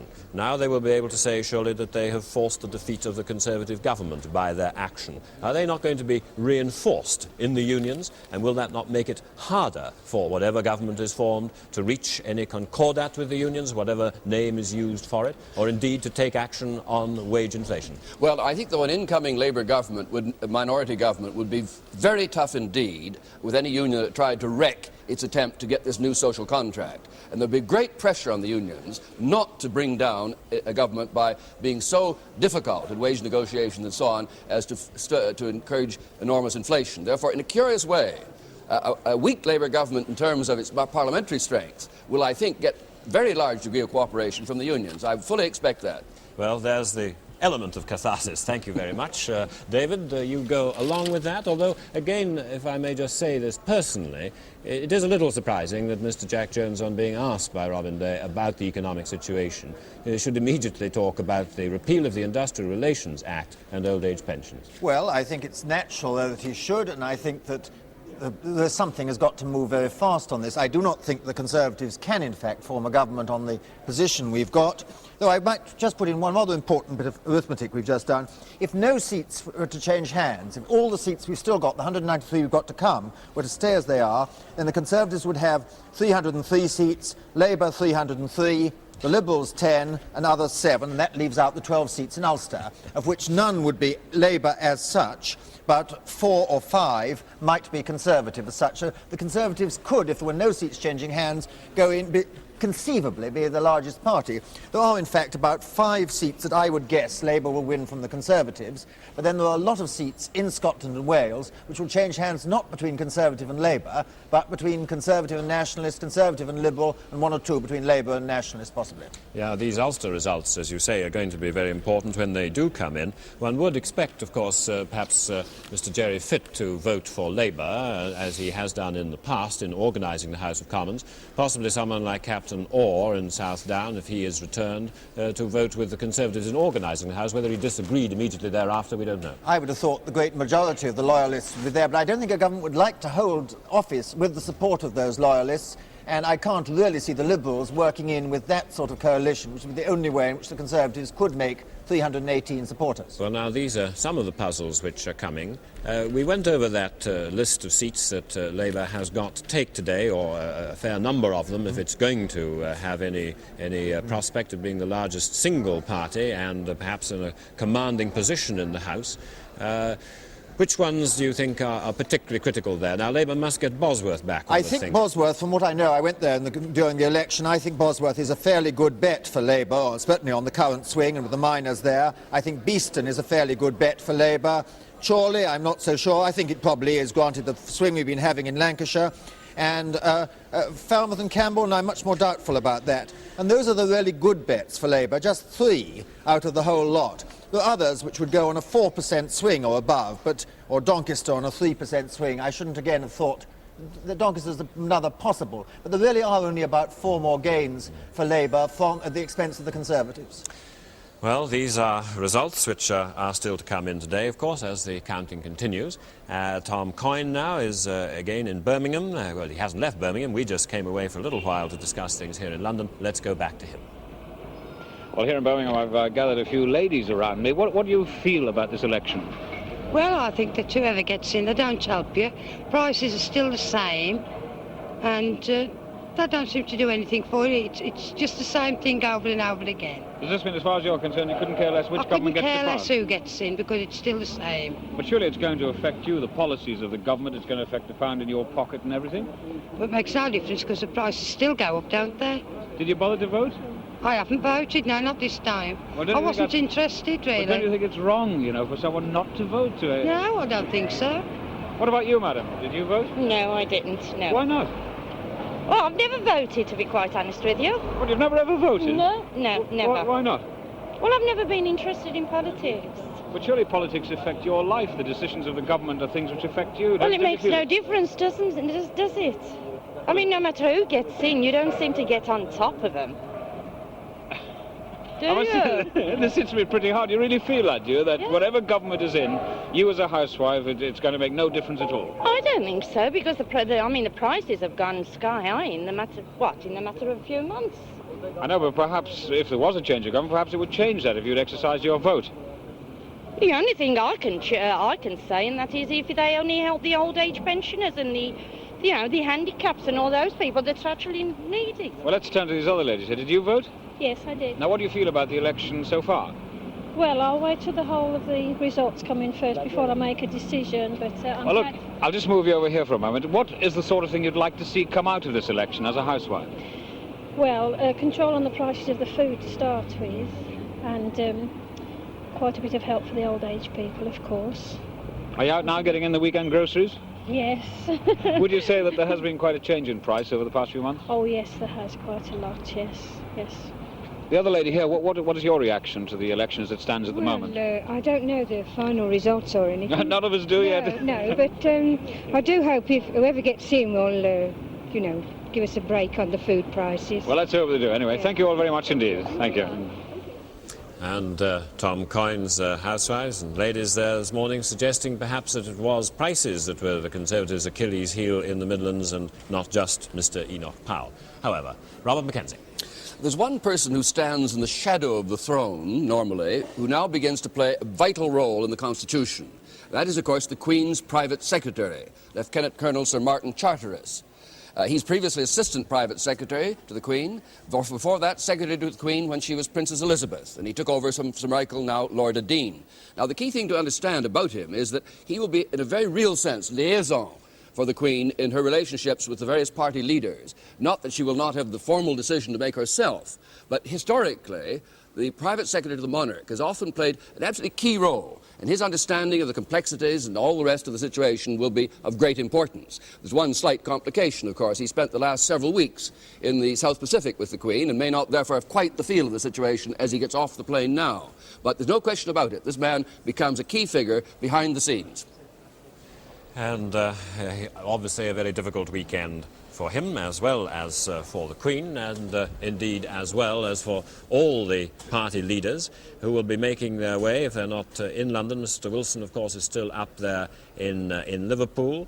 Mr. Thorpe, they'll all be making their way to London, no doubt, and all no doubt have had some interesting conversations on the telephone with some of their lieutenants and advisers already. Everybody very cautious about the election results so far. I think only Mr. Patrick Jenkin was prepared to envisage that Mr. Dennis Healey might be the next Chancellor while he was talking to Robin Day here, and just like some of the housewives in Birmingham said, they weren't prepared to commit themselves until they knew what the final results were. Well, there's political maturity for you. So, Robin, I think, is now going to talk to one of Mr. Wilson's lieutenants, Ron Hayward. And the General Secretary of the Labour Party, Ron Hayward. Good morning, Ron. Good morning, Robin. Well, after the night, looking at this result, would you agree that the country has refused a vote of confidence in the full sense to both the major parties? What influence will that have on Labour's attitude to the situation if Mr. Wilson is called on to form a minority government? Well, if. We're still waiting for the results, as you know. Yes. And there's still quite a number to come. And I've been watching you poor fellas pallitate, trying to scrape round to say something to say. I feel sorry for you. I'm just sat over here. I feel sorrier for you. No, I've been sat here listening to you and looking at you, and I must say that the most profane remarks that have been made in the 40 minutes I've been watching you was made by you. Oh. And that is that... Did you say profane? Profound, my dear profound. fellow. Thank you very much. Go ahead, nobody's ever said that before. We're still a great country. Whatever government's going to take place, they're going to make decisions. But as I see it, whatever way they say, and I understand the party across the square don't want to make any comment until they've got all the results in, whatever you make of the result, it's a clear indication that they didn't want a Conservative government in this country. And given the opportunity, whether it's a minority or a majority, the Labour Party would form a government. Now, may I put this question to you? And so far as I can remember, it has not yet been raised in all our discussions. Let us suppose that the difference between Labour and Conservative is very narrow indeed. So let's say Labour has half a dozen seats more than the Conservatives in the end result, and there's this Liberal and Nationalist and oddment minority of, say, about 30 seats in the House of Commons. Do you think that in that situation, Mr. Hayward, there might be a case not just for a Labour government depending on Liberal support, but an all-party coalition of the kind we had in 1940 when Labour insisted on a new Conservative leader to lead the nation, namely Churchill, because it was the Labour Party that put Churchill into power? I would very much state that, Robin. You're talking about a situation, a war situation, a world war, when this country was in mortal peril. Aren't we in an economic 1940 now, Mr. Hayward? Well, we haven't got bombs falling us, and we don't expect to be invaded from across the Channel in that sense, at least not by tanks and troops. No, I don't think so. Under the circumstances you just described, yes. If we had a Labour government with a majority of 6 dependent then upon Liberal votes, I am sure we'd form a government. I am sure Mr. Wilson would go forward with the things that matter first, tackling inflation, and he would then go forward with a programme, and if we were defeated, he would have to come back. But we want to make one thing quite clear, because one of you said there was some date about this. I forget who said it. You must forgive me like you, I'm tired. Yes. But make no mistake about it, if there's a Labour government, the Industrial Relations Act is going to go, and it's going to go very quickly. And now we've got Brian Walden in Birmingham. Good morning, Brian. Good morning. I'd like to bring in, before we ask you to comment, I'd like to bring in Lord Windlesham, a member of Her Majesty's government, for the time being at least. Lord Windlesham, what do you think about the possibility that the result might be so narrow that there might be a case for an all-party national government? Yes, well, I don't want to get drawn into too much speculation at this stage, Robin. There are 193 results still to go. It looks as though the two parties will be very close, and I think we want to see what happens in the course of the morning. Let us suppose that Mr. Heath has fewer seats than Labour. Do you think he would be constitutionally justified, morally justified, politically wise to continue as Prime Minister and face Parliament and take pot luck with the Liberal minority and the Nationalists and the Ulster seats and so on? That'll be for him to say. But I think in the situation which seems to be emerging, the possibility, the strong possibility of a minority government, that there will be a need for everyone, irrespective of party, to put the national interest first and to bear that in mind at all times, as well as the interests of their own particular party. Brian Walden, you were coming from a Birmingham seat, Birmingham Ladywood, where you got quite a big swing in your favour, I think. Yes, I did. Do you think that Mr. Enoch Powell's call to people to vote Labour had a great effect in the Midlands, and do you think that, to some extent at any rate, he can claim, were he to wish to do so, to have helped to put Mr. Heath out of office at this election? Well, I don't think it had a great effect, Robin, but looking at the results, I think it must have had some effect, because the swing in the West Midlands is markedly higher than that in the rest of the country. What do you see as the outcome of the political situation and constitutional situation we have been discussing in the light of the possibility of a minority Labour government? Well, the constitutional position as I see it is this, but you ought to check it with Bob Mackenzie. Oh, I know as much about it as him, but I'm sure check you it with me. Okay, as I see it, Mr. Heath could resign this afternoon. He would then have to recommend to the Queen who she should send for. If Mr. Wilson were sent for and said that he was unable to form a government, then Mr. Heath has to continue. In what circumstances would Mr. Wilson say he was unable to form a government if he had more votes, more seats than Mr. Heath? Ah, but you know, Robin, and I know that that's not the point. The point is, does he have a majority in the House of Commons stable enough to continue with a government? But you know as well as I do, Brian, that he doesn't have a majority and know whether he has a majority in the House of Commons until he faces the House of Commons and people go through the lobbies. Yes, but... So why shouldn't he accept the Queen's commission? Well, the difficulty is this. How on earth do you get the Ulster Unionists and Plaid Cymru to vote for increased taxes? My guess is that they just won't. And my fear is, I'm afraid, that we're going to have to do this all over again fairly soon. Well, if you're saying that situation, Mr. Heath goes to the palace, you say, and says, send for Mr. Wilson. Mr. Wilson goes to the palace and says, no, I can't form a government, man, because of Plaid Cymru and the Nationalists. So then Mr. Heath goes back to the palace. There's got to be a lot of comings and going. Why is Mr. Heath in a better position than Mr. Wilson was in your situation? I didn't say was. My view of this is that we should do what Disraeli said in the last century. I've forgotten what that was. We should hand the poisoned chalice back. Mr. Heath called this election. He should stick with it. He also said England was a very, very difficult country to move, which was Ted Heath's favourite quotation from Disraeli. Ron Hayward, what do you say to that? Well, I'm just laughing at Brian. He must be pessimistic this morning. Let me cheer him up. If there's a possibility of the Labour Party forming a government, I can tell Brian we're going to form a government and we shouldn't go and say we can't and hand this poisoned chalice back. The chalice has been poisoned for 3.5 years. We want to turn it upside down and get a bit of champagne in it for the country. Well, what do you say about that? Champagne and the poisoned chalice, our metaphors are getting intoxicating, Lord Windleton. Our metaphors are getting intoxicated, aren't they? And it was interesting to see the difference there between Brian Walden and Ron Hayward.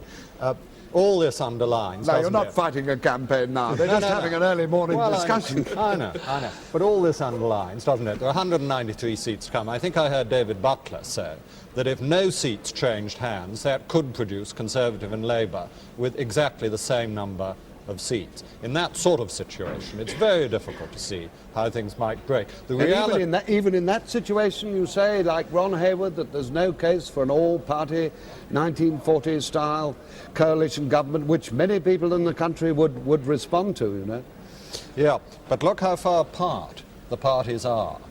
When was the last a coalition in peacetime when the parties have had different approaches to the problem, a different analysis, 1931, but may I suggest this? You say the parties are a long way apart, and we know we've had an election campaign, and Ron Hayward will say the same thing, but a lot of people watching will say now, in this situation, a balance of payments crisis, an industrial dispute, whoever comes into power, leaving aside certain matters of party doctrine on long-term matters, are going to have to do much the same sort of thing in the next few months. Isn't there something in that? Yes, but there are central issues of policy, you see. If the Labour Party were the largest party, what would they do about Europe, for Well, they're not example? going to do anything about Europe in the first week, are they? No, they might send Peter Shaw to Brussels, but nothing's going to change in the first week. But it would affect our relations with the Liberal vote, would it not? Yes. And Ron Hayward? Well, I should be very happy indeed if they send Peter Shaw to Brussels. Now, I never thought I'd be agreeing with Lord Windlesham, but I did on the 2 minutes ago what he said. We are so far apart. We have nothing in common with the Conservative Party whatsoever, and very little with the Liberal Party. Having said that, of course you're right, Robin. All parties will put the nation first, and I'm sure would respond to legislation in the Commons in the interest of the nation. But what we're interested in is forming a government, and if we form a government, we should go forward with first things first, and then on to the manifesto, which we promised the people we would do. Brian Walden, one final comment from you, please, on this question. Do you think that if a Labour government comes in as a minority government, it has a moral duty to moderate, and I don't use that in a politically loaded sense, to moderate its policies in the light of the lack of a vote of confidence in either major party? But you see, the trouble is, political parties can't do that. The Labour Party, if it threw overboard, for instance, the repeal of the Industrial Relations Act, would so infuriate its own members in Parliament and out of it that it would simply lose the following election. That wasn't the sort of thing I had in mind, really. I mean, they could say they could do that, and that might not perhaps precipitate a crime. I'm talking about immediate economic measures to... Well, even immediate economic measures, you know, are matters of party controversy. For instance, the Labour Party might wish to increase direct taxation, which the Conservative Party has always opposed. Right, OK. Well, if they have a round-table conference at Buckingham Palace like they had in 1931, perhaps the Queen will have as much difficulty as I'm having in trying to promote a national coalition. Interrogatively, that is only. Alistair? Fact, Robin. Yes, there's one point there that Robin didn't pick up in that discussion, and that is that the Queen need not ask the advice of Mr. Heath constitutionally. She may ask for it for the retiring Prime Minister. If he is the retiring Prime Minister, he could refuse to or decline to give it if he chose to. It's open to the Queen either to ask the retiring Prime Minister for advice or not to ask it. And secondly, if asked, with respect, a retiring Prime Minister can decline to give advice. Therefore, it's an open question and quite constitutional either way. And that, of course, makes it even perhaps less clear to many people just precisely who is going to be in charge of the country in the coming few days. Well, David, we've heard a very interesting point there, I think, from Brian Walden, a suggestion that the Labour Party might refuse to do anything and Mr. Heath would continue perhaps as a caretaker until another general election is called. Robin, please. Well, we're getting into a rather dangerously speculative area here, which goes into the psychology of the individuals in what is essentially an unfamiliar situation. The British Constitution is supposed to work by precedent, and we naturally bring in what happened in 1923 and 1929 and 1931, and people will talk a bit about this. But I think they'll make the rules up afresh in this present situation. They will try and play fair. There will be a great public demand for them to play fair, and obviously people are going to have to make big sacrifices in national compromise. But now, what do you mean by playing fair? Well, not seeming to make party points and to stick on particular things that they've said in the past, because they just can't all have their own way. You've got to give up an awful lot of what you've said. It may make people have no faith in politicians, but you've just got to get decisions made in the next month and a half. This is particularly true, I suppose, in the question of personalities. Mr. Thorpe was saying that he wouldn't serve under Mr. Wilson or Mr. Heath, but he liked some of the lesser range of people. At the breakfast thing, when you were in bed, we had Lord Beaumont telling us that he didn't think that was quite what, or Cyril Smith it was, saying he didn't think that was quite what Jeremy Thorpe had said. Mr. Smith and Mr. Thorpe sometimes don't actually see eye to eye, even on what each other said. Well, now, we've been speculating here in London, but Michael Charlton, who was up in Liverpool at the Count at Huyton, has, of course, been soldiering on through the watches of the night, close to Mr. Wilson, and I wonder what the news is from there. I think we might have a word with Michael on the phone. Good morning, Michael. Hello? He doesn't seem to be there. I'm accused of having gone to bed. I don't blame him if he's still getting out of bed, but I think he's been up there working hard this morning, and we'll have a word with him about what the mood and the atmosphere and some of the ideas around Mr. Wilson in Liverpool right now, before Mr. Wilson returns to London. Good, so there we have the position. Mr. Wilson, of course, David, is in rather an unusual point here. It must be a matter of pride to a Prime Minister who has lost office to get back into 10 Downing Street. I think it must be a matter of enormous pride, and when quite a lot of people in the press and elsewhere were writing him off and discussing who would be the new leader of the Labour Party after Mr. Wilson's due defeat, he must be feeling very good indeed, though not nearly as good as if he'd got another 15 seats. Well, now we have the news that the Financial Times index at 10 o'clock was down 25.5 points this morning. That's the markdown which we've heard about. And in our studio at Broadcasting House, the BBC economics correspondent Dominic Harrod. And now, how do you read the situation this morning? Well, I think one of the first things one's got to say about this markdown of the Financial Times index, this 25-point loss, is really that the city appears to have believed totally in a Conservative victory at this election during the campaign, and the Financial Times index was up just about 25 points during the course of the campaign. So this morning's markdown, and it was a markdown, I think, in fact, at the opening at 9:30, half an hour before the figure we've got, probably shares were even lower than that. Simply because when the dealers came onto the floor in the morning, they came right down to the bottom, and they marked down all their sheets of paper, and in fact there's been a little buying. ICI, for instance, was at 232 pence yesterday. It was as low as 203, nearly 30 pence off, but now business is being done at about 214, so you see there's a bit of buying coming in. But evidently it was this feeling reflected in the index for the last few weeks that the Conservatives were going to get in. This has been to some extent shattered this morning, and I think, of course, what the city really hates is uncertainty, and uncertainty is what we've got a basin full of at the moment. And that, of course, is a problem for the pound. It had gone up a little bit, as I was saying earlier, because during the election, I think people thought that the Conservatives were coming back, and at least the Conservatives are often favoured by foreign opinion in these matters. It's come down again this morning. What reactions are you getting? Well, again, I've been talking to people in the city this morning, and it looks to me as though we are being a bit more gloomy about our prospects than foreigners are. The pound was at about $2.30.5 last night, before anything became apparent. It dropped 3 cents, 3.5 cents in early dealings this morning, and then recovered 1.25 cents. So there again, and it's frightfully early days to start talking about what the foreign reaction or what the stock market reaction is, because you get very wide movements on a day particularly like today when one doesn't know anything for certain. As I said before, the city hates uncertainty. Well, there's the position from the city, Dominic Harrod. Of course, in the old phrase, what one wants is something to see the country just over the weekend. Well, David. Well, I just was doing one quick little calculation, in fact. The last election in Great Britain, not leaving out Ireland, there was a 2.4% Conservative lead over Labour. So far, on the results we've had so far, the Conservatives have dropped by 2.2% more than the Labour Party, which does project one to a position where, if the same pattern follows in today's results, we would have the Conservatives 0.2% ahead in the vote in England and Wales and Scotland. And then if you add in Northern Ireland, where there were no Labour, or only one Labour Party candidate, Northern Ireland Labour, which isn't quite the same, you might actually argue that the Conservatives will be, nearly 0.5% ahead, perhaps, in votes, though behind in seats. Now, it very much comes down, then, in the hours this morning and this afternoon to performance in those individual seats which Labour has got to take.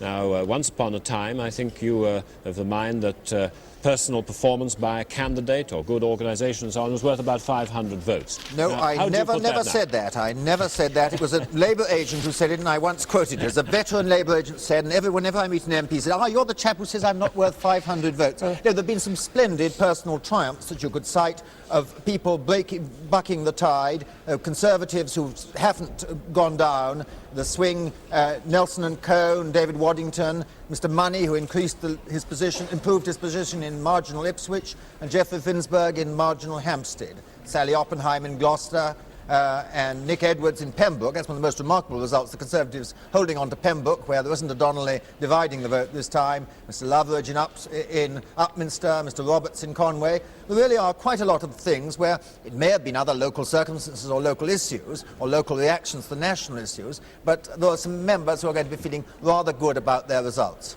Well, rather good, but they're all very marginal still. Chap sitting in a marginal seat, what's his position in such a government? I mean, in days when governments are really doing very badly indeed in the polls and by-elections, the most marginal people sometimes take the toughest view because they say, well, I know I'll be out anyway. Nobody will know they'll be out at the beginning of this in this Parliament, because it'll be such an uncertain position whether the Parliament's going to last a week, a month or a year. Will be there. I don't think people like having elections. They're expensive and exhausting, and there will be quite a lot of pressure of people not to have elections, whether they're in a safe seat or a marginal seat.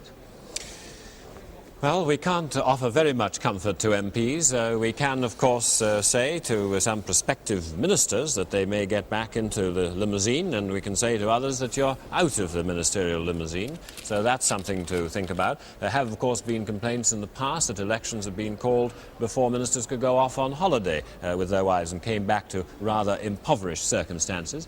But Bob is standing with the battleground, and he's got some words to say about it. Well, just picking up one of David's points about MPs and local organisations sometimes being able to buck the tide, you'll see it has happened on a few occasions. In other words, although there's been a swing to Labour, Conservatives have picked up 2 seats on this side, which are marginal Labour seats. And when you look the other way and look at the 2% swing to Labour and the seats that were then vulnerable, among the marginally held Conservative seats on this side, you'll see that quite often the Conservatives have bucked the tide, as it were, and Labour nonetheless has been carrying a majority. The red X's represent the ones Labour has carried. But it's quite striking that the Conservative tide wasn't uniformly rolled back the way it was in many other elections. This is partly because, of course, we had to guess about the effect of redistribution in some cases. Nonetheless, it does, I think, bring out the point that there was a good deal more shifting back and forth against the tide than we would expect in most recent general elections.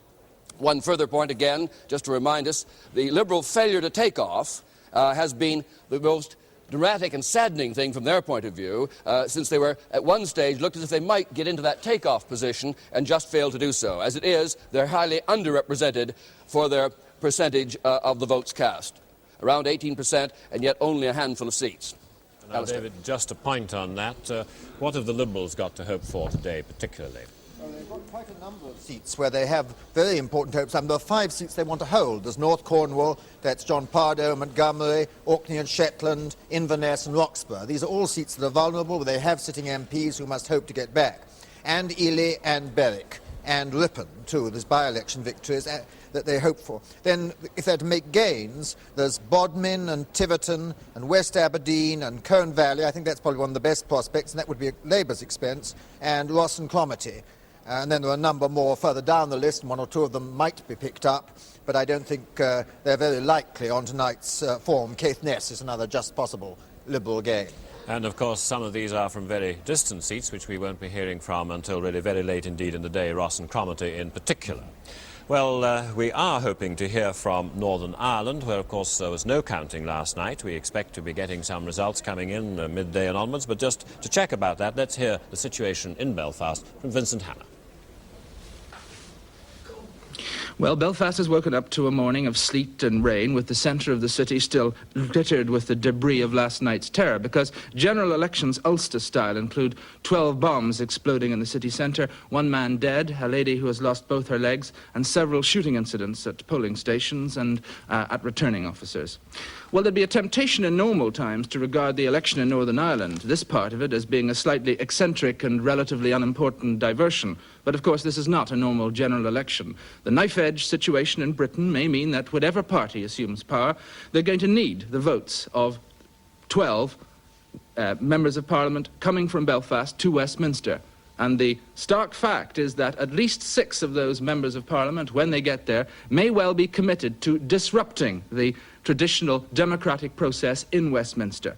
Because this election is not about prices or industrial relations or about the common market in Northern Ireland. It's about the border, the political future of Northern Ireland, and the package worked out by the last government, supported by the Labour Party, about power sharing and the future of the political process in Ulster.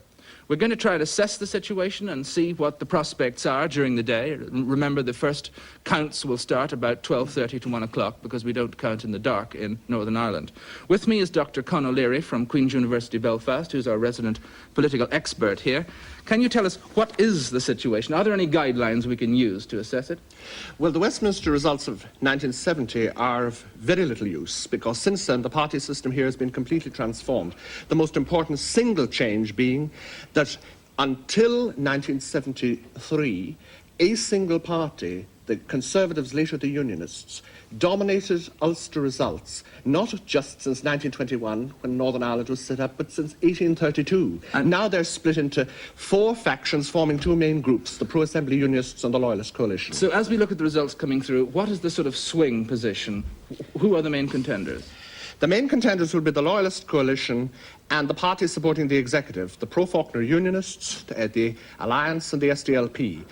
If we want some measure of swing, such as has been used across the water, I would suggest that we take the aggregate figures cast for the Loyalist Coalition in all these constituencies in the Assembly election of 1973, because the constituencies were the same even though they were fought under PR, and the Loyalist Coalition are now contesting the same seats. So if we do those sums and we add them all up, where does it get us today? I mean, what do you think the prospects are?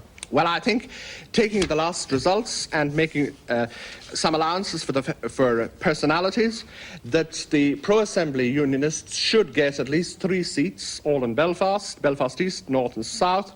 The Loyalists should get 5, Antrim North, Mr Paisley's seat, Antrim South, Armagh, Derry and Down South. The remaining 4 are a toss-up. And those, incidentally, are the seats where Mr Gerry Fitt, the SDLP leader, Mrs McAliskey and Mr Frank McManus are contesting. So it's very much a knife-edge situation here as well. Very much indeed. And if the Loyalists get in, or the extreme nationalist candidates like Bernadette Devlin and Frank McManus get in, they are committed, of course, to totally opposing any kind of power sharing, any kind of assembly, and any kind of democratic order here. They're certainly opposed to the Sunningdale Agreement for various reasons. And if, for example, the Loyalists were to get not just the 5 that I suggest, but the other 4 as well, 9, for example, they would immediately attempt to renegotiate the Council of Ireland, which isn't yet ratified.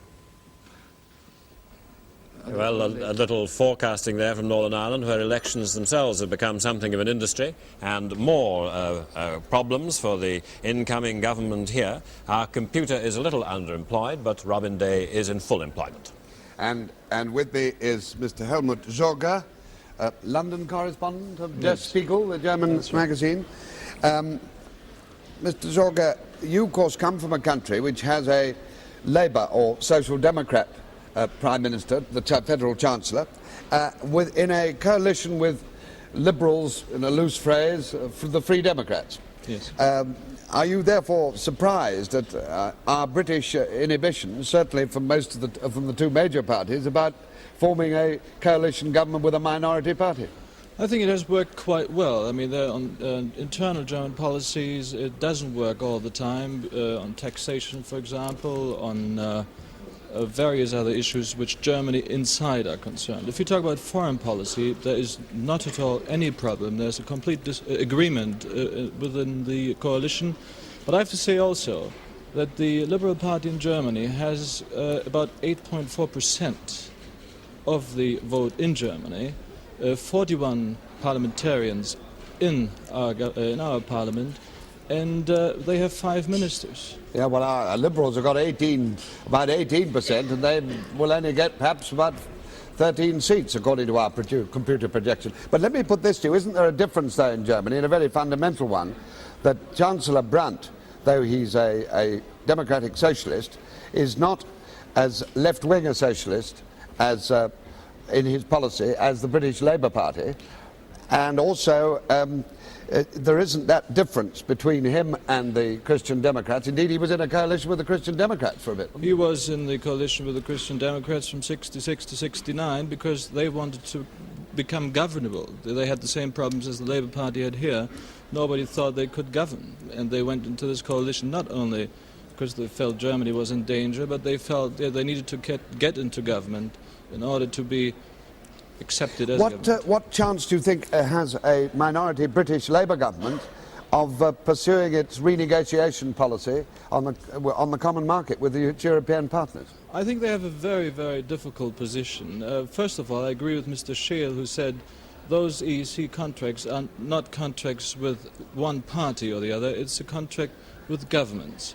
So if they come into the EEC or they try to negotiate at the EEC, they'll face, obviously, very, very many problems. Mr. Wilson has been very nice with Mr. Pompidou. His statements about him as an opposition leader were not very diplomatic. Mr. Brandt and Mr. Wilson have problems, apparently, because Mr. Brandt doesn't like what Mr. Wilson is saying about the common market. Well, perhaps we could discuss the Labour policy on the common market for renegotiation and so on of the terms a little later with you, if we have a moment, because they're very interesting. Alistair? Indeed, very interesting. Grand coalition has been spoken about in Britain, but we haven't made much progress. Not even Robin's made much progress in reaching one in this country this morning. But there's still plenty of time. And I was trying to get hold of Michael Charlton in Liverpool on the phone a short while ago. I understand that he's here with us not just on the phone, but actually in vision. Good morning, Michael. What? Mr. Wilson left here, the Adelphi Hotel, left this table about 10 minutes ago on his way back to London with a full motorcycle escort and police cars, the sign of a man who may be on the brink of office as Prime Minister. He made a very short statement here before he left and answered one or two questions. He spent the night, incidentally, at Kirby, in part of his old electorate, about 11 miles from here, and arrived back here for breakfast and left almost immediately afterwards. But the most important points of his statements were these, that he was returning now to London to consult his parliamentary colleagues, the shadow cabinet. He'll be doing that about 2:30. He's first of all going to his home in Lord North Street. From here, when he gets back to London, he's flying back there. He may call in a transport house, but the most important and immediate future fixture that he has to meet is this meeting with the shadow cabinet, the Labour shadow cabinet, at 2:30 this afternoon. Now, in his statement, Mr. Wilson said that it was imperative that a government must be quickly formed to deal with the pressing economic problems the country faces at home and abroad.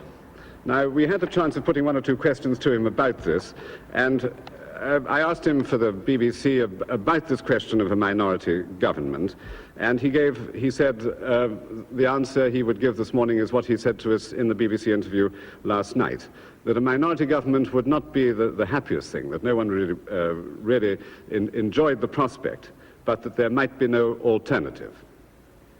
And so Mr. Wilson is on his way here. We asked him one more thing about the historical precedents for this deadlock situation that the country finds itself in, or apparently is going to find itself in, if all these predictions on the computers and analyses hold up.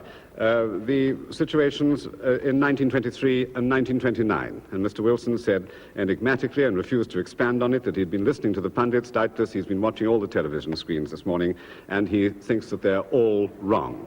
He sees no precedent in today's situation with those. But as I say, an enigmatic answer. He just thinks that they're wrong and refuses to expand on that. Mr. Wilson on his way back to London, and from the Adelphi Hotel in Liverpool back to the studio. And David, Mr. Wilson saying, Michael telling us that Mr. Wilson was saying that these precedents of the 20s are wrong. Presumably he has in mind the nationalist upsurge this time and the serious situation in Northern Ireland, quite apart from any political results which come from there. And also, I do think that precedents mustn't be preserved too long. A lot of British government has been confused by people citing Victorian precedents simply because the situation hasn't arisen for 80 years. You do have to make your rules again. You remember what Austin Chamberlain said, unconstitutional is a term used in politics when the other fellow does something you don't like. And this essentially is what we shall have as an argument. I mean, it's a great problem. Mr. Wilson says he wants to conciliate, wants to unite the nation. Well, he will have to give up some things in order to unite the nation and get the sort of support he wants in Parliament and get the public to feel that he isn't playing party games at this sort of stage. But how it will work out, we shall have to see. I certainly don't feel I can forecast the future by just extrapolating from the past, as to some extent I do with the computer and election results. But Mr. Wilson was making the point that the new government needs to be quickly formed, and seeing his colleagues at 2:30 this afternoon. So it does seem that he's very well apprised of the general economic situation, and he isn't quite as relaxed about it as perhaps some of the people who've been speaking earlier this morning. I'm sure this is true. I'm sure that things will move fairly fast. And, of course, that depends perhaps upon what Mr. Wilson can get from other party leaders, but it also depends upon these very vital results, which, of course, are going to be coming in lunchtime and afterwards, and, of course, on through the afternoon, which will finally decide where the balance of power does lie between all the parties, and also show just how these small parties, the nationalists, are going to influence the Westminster Parliament. We really should be getting results fairly soon, because they usually start counting at 9. They've got all the ballot boxes there. On the night, we get the result a little over an hour from the start. Now, there are no races, but by 2 hours after the start on the night, we're really getting quite a lot of results, and people who aren't trying special races to it. So I think any moment now we shall get a few results up. Well, there's no kudos, of course, for being a town clerk in being first on the second day, but we might actually have to put in a little handicap race for them next year and make him the town clerk of the counties, or county clerk of the counties. The local authorities, of course, have been saying that they're terribly overworked anyway because of all the changes in local government. One doesn't know whether the banks are on 3-day weeks because there might be some bank clerks available for counting the ballots. There may be some special circumstances, but we'll wait and we'll hope that somebody will be reporting fairly soon. Have a little look now at how the regions have gone in the election so far. These, of course, are last night's results. There's the swing to Labour in Greater London, but, of course, the Liberals picking up most of the increase in the vote. Their share of the vote gone up 14%, but no seats. Here's the home counties. Again, Labour doing very well and very much better than the last opinion polls about the home counties suggested. I don't think that the last opinion polls there can be defended. The Liberals showing up very strongly, but again, not being rewarded in seats. And in East Anglia, this is one of the places where we're expecting to hear rather prominently from this morning and this afternoon. A little swing to Labour there. Again, Liberals doing best, but so far, of course, no seats. There's, of course, Clement Freud will be very interested there in Ely. And here we have the situation in the south. Liberals running very strongly indeed, small swing to Labour. And as I say, Clement Freud there waiting in East Anglia to know his result. Mr. Alan Beath in Berwick-on-Tweed. And, of course, Mr. Orstick in Ripon. These three by-election victors wondering perhaps whether they are going to go the same way as Mr. Graham Tope in Sutton and Cheam. Remember, the Conservatives took that back last night. Or the same way as Cyril Smith in Rochdale, who held his seat. And I wonder if we have the situation now that gives Mr. Wilson the outriders and this most important plane journey back to London, the Labour gains so far. And, of course, this is a list that Mr. Wilson wants to add to.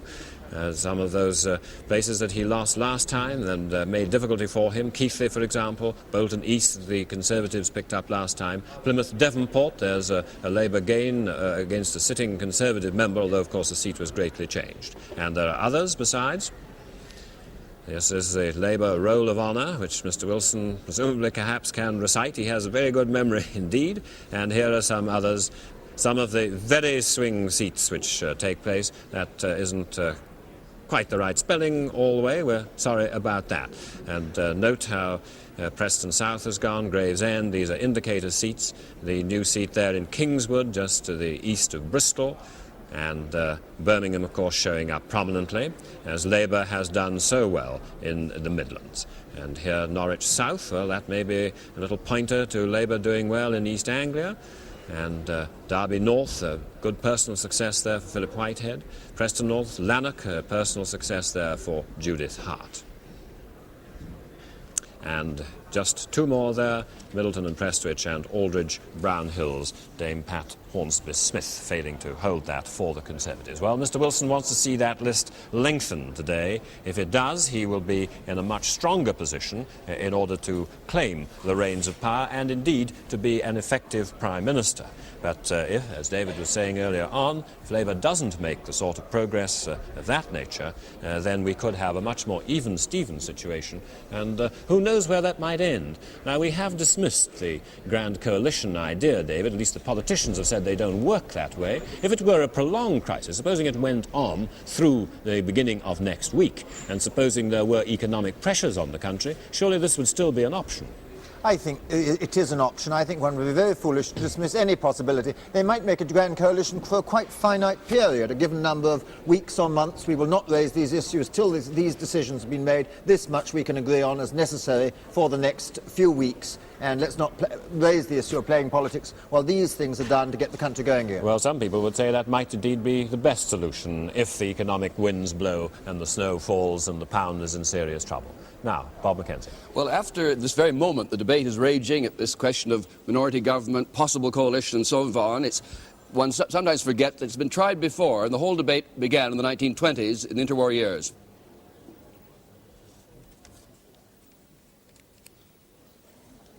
In November 1923, Stanley Baldwin, the Conservative Prime Minister, called a general election specifically to get a mandate for his new policy of protective tariffs. Both the Liberals under Asquith and the Labour Party under Ramsay MacDonald campaigned for free trade. The result was indecisive. The Tories did best with 258 seats, but when Baldwin met Parliament, he was outvoted by the Labour Party with 191 and the Liberals with 158. Within a week, Ramsay MacDonald, although he led the second largest party, was in number 10 at the head of the first Labour government. He made no policy agreement with Asquith's Liberals and was constantly at the mercy of the Liberal vote.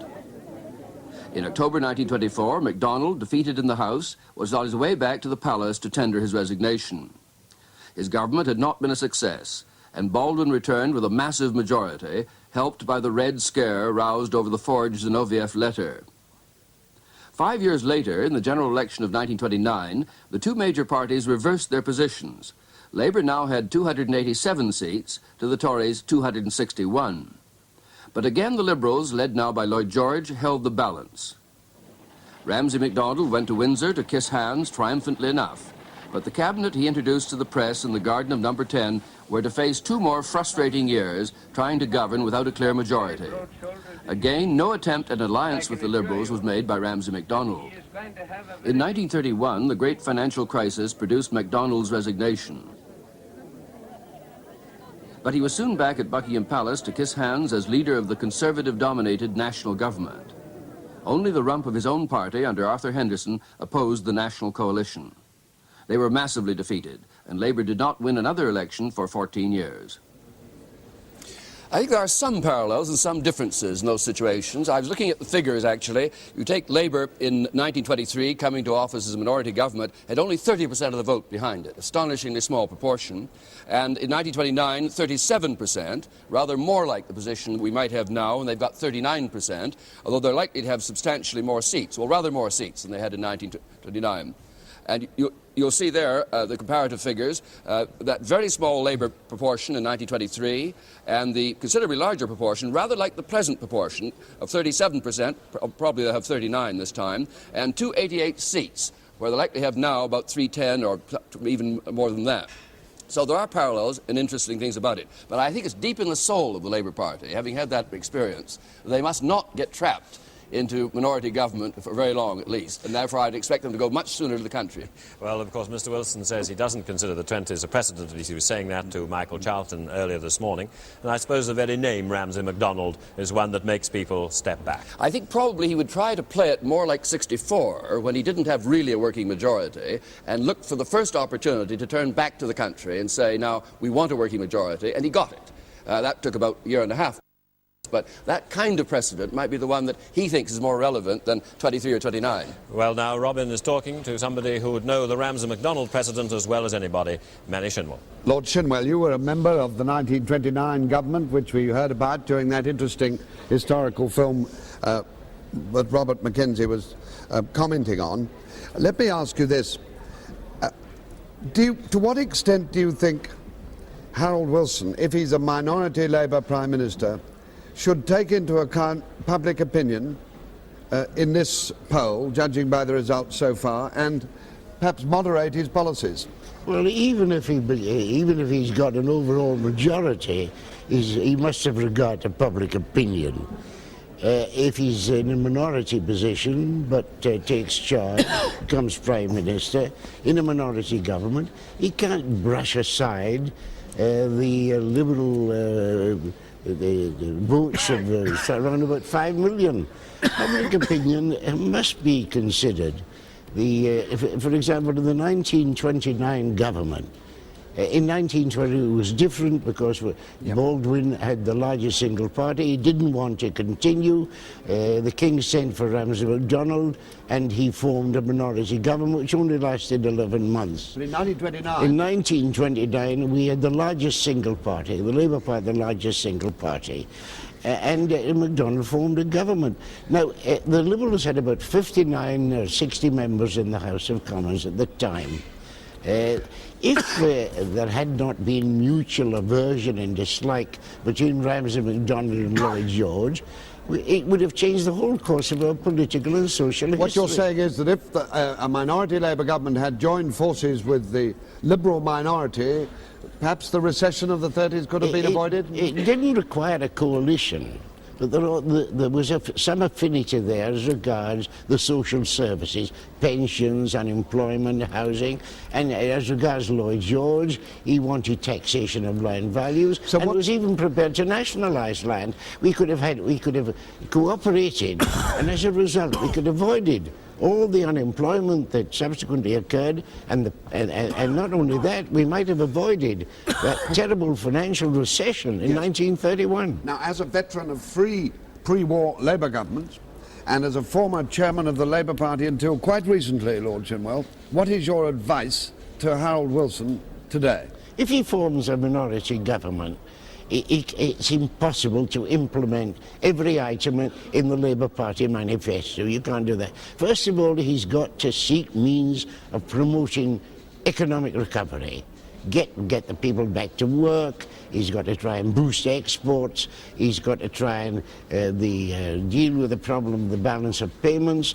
All this thing has got to be done, and he can't do it all by himself. He must have support in the House of Commons. Where's he going to get it from? What about his renegotiation policy of the common market? Now, I know you always say to hell with the common market, but the Liberals wouldn't support him if he says to hell with the common market. No, I don't say to hell with the common market. You've said that. I've heard you say that at Labour Party conferences. All I've said is this, that I have thought from the beginning, I've never changed my mind, I'm unrepentant, that I think the economic community is bound to disrupt. And never mind about that, that's a prediction. What I do say is to talk about renegotiation.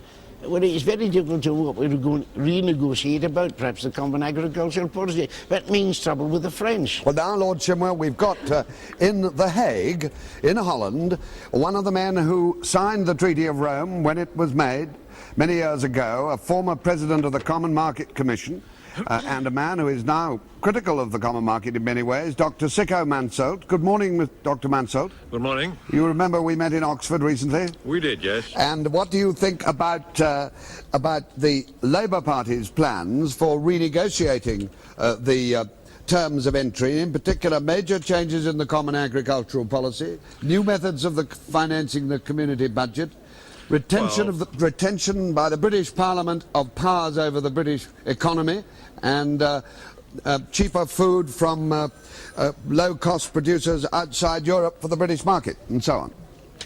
Well, that's quite a program that you are mentioning there. Well, that's what they mentioned in their manifesto. I understand, yes. Yes. Well, as far as changing the policy of the common market, it's quite clear that every country has the right to make proposals to do so, but he has to convince the others. Yes. So, in my opinion, the common market policy should be dynamic. It should not be static. When it is wrong, you should alter it, you should improve it. And there's a lot to improve. I several times have said that in meetings in your country, that as far as social policy, you can develop a real social policy that's real, directed to the interests of the workers, and that should be done. Up to now, we failed to do so, and I very much hope that, for instance, when Labour comes in government, that they will be one of the great promoters of a good social policy in the common market. Secondly, we badly need democracy. Now, Dr. Mansholt, are you saying this, that if a minority Labour government comes in and seeks to make changes in the common market on the lines that I have mentioned, quoting from their manifesto, are you saying that these are all things which can go on the table and be discussed? Are you saying they haven't got a hope of getting them through, or what? No, well, that's not up to me to say what the hope is, of course. It all depends on the concrete and the specific proposal you're making. But every policy can be changed in the common market. And every country, United Kingdom or Ireland or Denmark or Holland, everyone has a right to make proposals and to discuss them. But what I say is you have to convince the others, because these decisions have to be taken in unanimity. It are major decisions, changing agriculture policy fundamentally, and there should something be changed in agriculture policy. Hold we all on. know that. Hold on, Dr. Manson. I want to bring in again Mr. Helmut Jogge of Der Spiegel, who is in our London studio, and he's been listening with interest to you. Do you think that what Dr. Mansholt is saying means that there is quite a wide scope for negotiation towards some of the things which the Labour Party wants? I think I wouldn't call it negotiations. I would call it readjustments.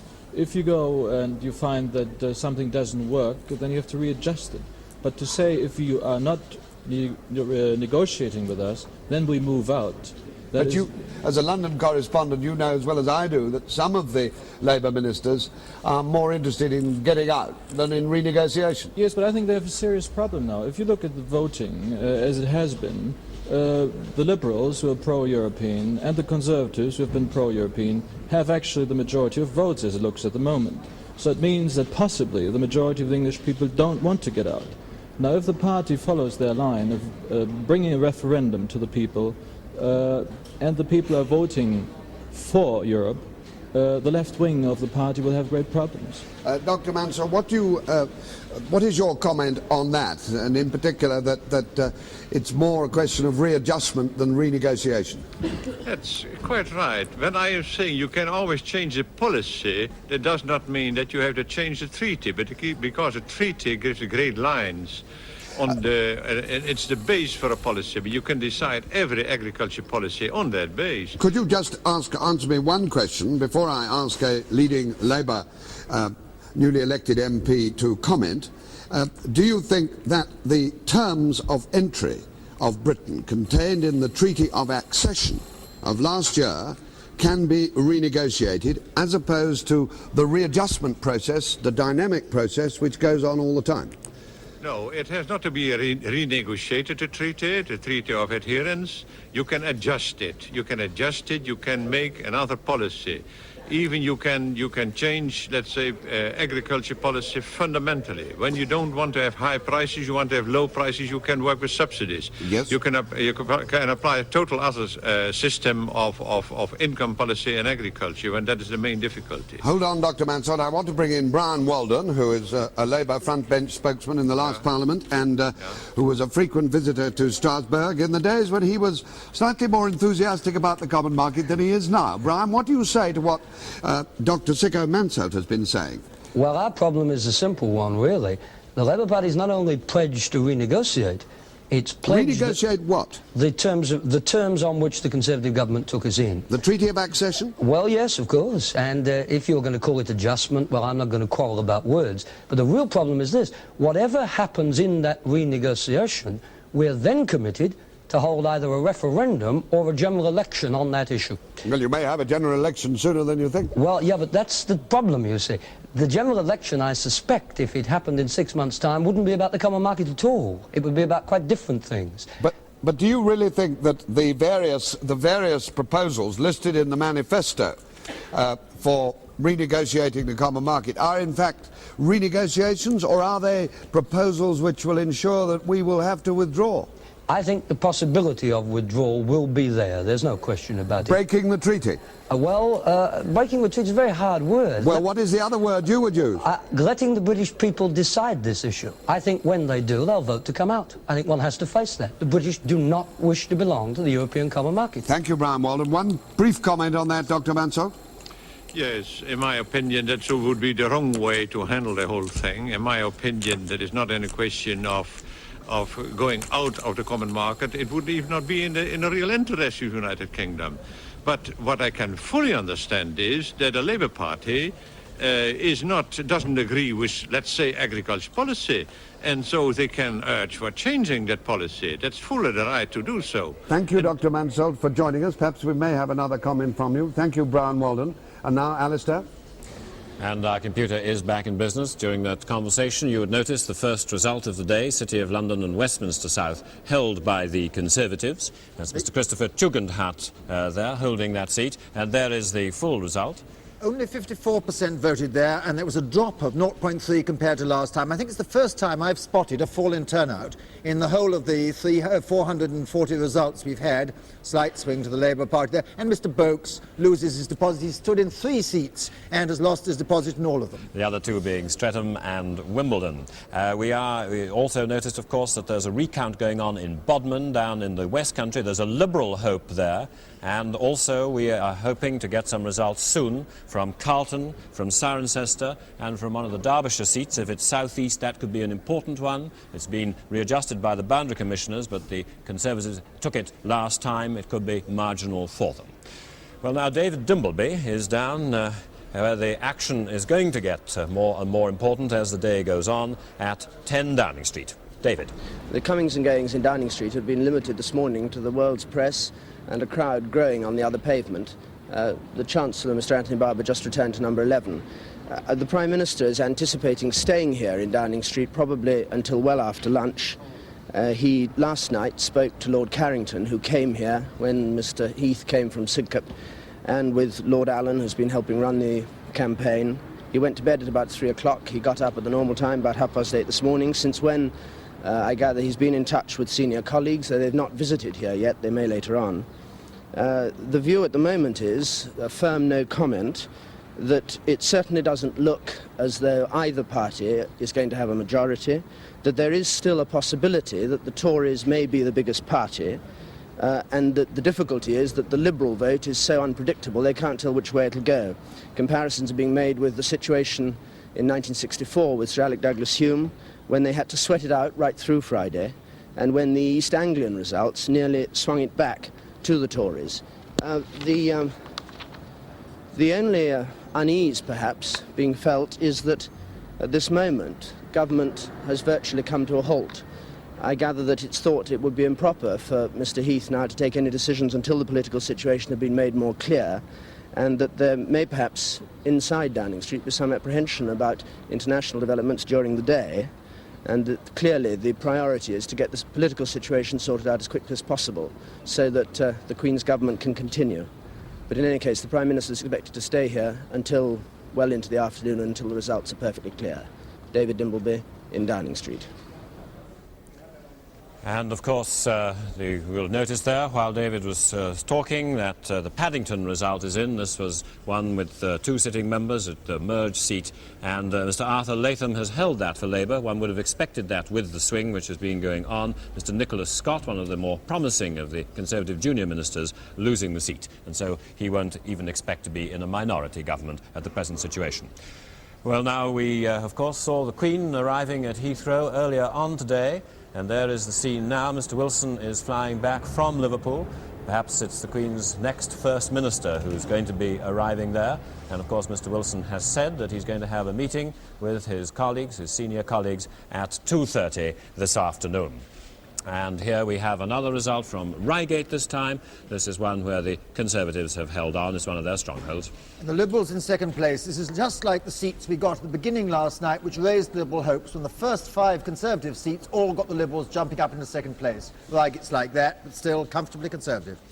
Well, the important ones, of course, will be coming along now, almost any time now. As I said, we're hoping from some declarations, Carlton and Derbyshire, Cirencester, all these are in our minor race today for the places on the second day. But these seats are, of course, going to be most important. Well, David, from the first prognostications, the first results we've had, do you suspect that the Liberals will run pretty well as we saw last night? Well, Bodmin, if they're on the brink in Bodmin, this is good for them in sense it isn't one of their best hopes. I think there are other ones they have more hope in. I think we are going to see the Liberals certainly in double figures, but we really, every seat which the Liberals hold is so much a special case that one can't predict an individual one in the way that one can on the whole, as Bob Mackenzie showed on the swing, where the great bulk of seats went more or less on a national tide. Fine, and we will, of course, be marking up these particular seats, perhaps when Mr. Wilson reaches his home in Lord North Street, just round the corner, of course, from Whitehall and the House of Commons. Perhaps he'll hope to have racked up one or two gains, and so that he and his colleagues can take a more judicious decision. I would suspect from the way Mr. Wilson is behaving, he is really very anxious to form a government, very ready to do so. He believes it is his duty, and he believes that he has the answers. I think he is, and I think I can't see anyone else who could form a government granted this situation. I think that it's going to be very interesting how he forms it and what terms he forms it. That he will form it seems to me it's inconceivable that Mr. Heath could piece together a coalition, and you've got to have the leader of the largest party as Prime Minister. In fact, your feeling is that Mr. Heath is in a worse position today than, say, Sir Alec Douglas-Hume was 10 years ago. Oh, yes. Well, that's perhaps news for the furniture vans and the movers, but Bob Mackenzie now with the polls. I'd like to have a look again at the way the polls predicted things at the very end of the run-up to the election. The very last polls that came out on election day showed Gallup with a 2% lead for the Conservatives, ORC 3%, NOP 4%, Harris 5%. And if you gave a weighted average of that, it pointed toward a Conservative lead over Labour of 60 seats. Now, this is the second major rebuff the polls have had. Last time in 1970, 22 out of 24 polls pointed toward a Labour win. This time, more than 25 pointed toward a Conservative win, with one, I think, only suggesting it might go the other way.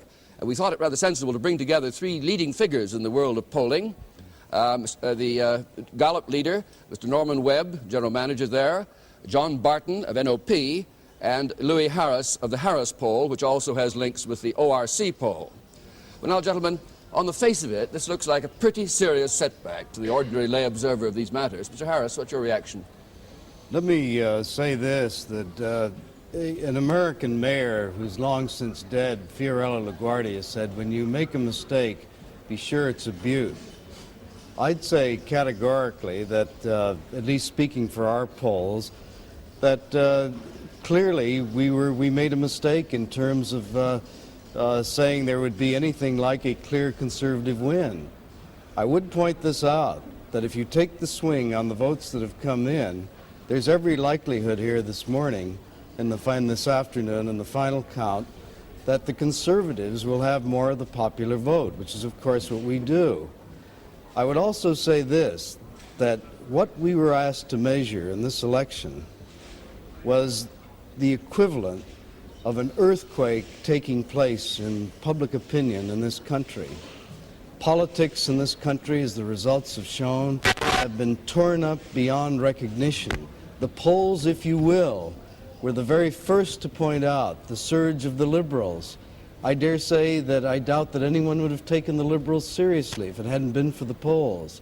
Secondly, the polls showed, our own polls showed, for example, that no more than 40% ever thought that Labour would do a better job than the Conservatives in power. Where do you find the vote? Labour will be lucky to get 40% of the vote here. But isn't the answer to that partly that you can measure all kinds of movements of opinion, but you're in real trouble if you allow newspapers to do what your poll allows them to do, and the others, to write sensational headlines, Ted home and dry, over polls that don't begin to prove that? Well, I don't want to get personal about it, Mr. Mackenzie, but I would say this. I followed all through the last 10 days or week of the election your own coverage of polls, and I think you, along with everyone else, and perhaps ourselves, and I'd put ourselves first, were far too absorbed with saying this is a horse race, who's ahead, who's behind, rather than saying what lies back of this, what is going on. Yep. Could we hear Mr. Webb for Gallup? What's your reaction? Well, my reaction is that I think Louis Harris is apologising too soon, because as far as Gallup is concerned, I have a strong feeling that at the end of the day, what we said is going to be very nearly correct. We talked about a 2% lead in the Conservative share of the vote, and it looks like it's going to converge to something like that. And so long as we're not misinterpreted, we're talking about share of votes. We've always talked about share of votes, and we've not been represented as doing anything else. Well, now, I suggest to you that the stock market and the gamblers of the world in this country have lost very heavily by taking you all too seriously. That goes for NOP too, I think you'll agree. Yes. Mr. Barton. Yes, I certainly agree. But I think that certainly we must stand by what we've said, and we do appear in the newspapers, and the newspapers, I think, from their own point of view, rightly say that this represents a Conservative or a Labour lead, because this is what their readers want to know. This encapsulates the whole thing. But all the leads turned out to be wrong. We may come back to you later, gentlemen, I hope. Alistair. Well, there are the pollsters, and their fingers, of course, crossed too. The count is going on now at Chelmsford. That's the seat which Mr. Norman St. John Stevens holds for the Conservative and is defending this time. Now, let's go for a declaration to Hendon North. The election for this constituency was 80.89%.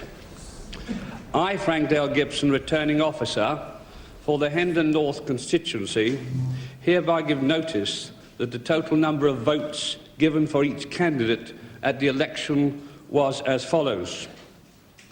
Champion John Stanley, Labour, 14,673.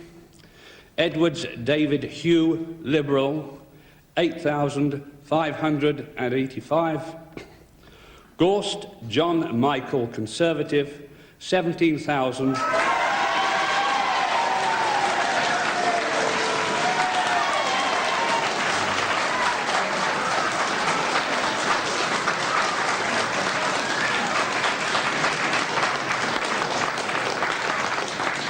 17,285, and that John Michael Gorst has been duly elected to serve as member for the said constituency.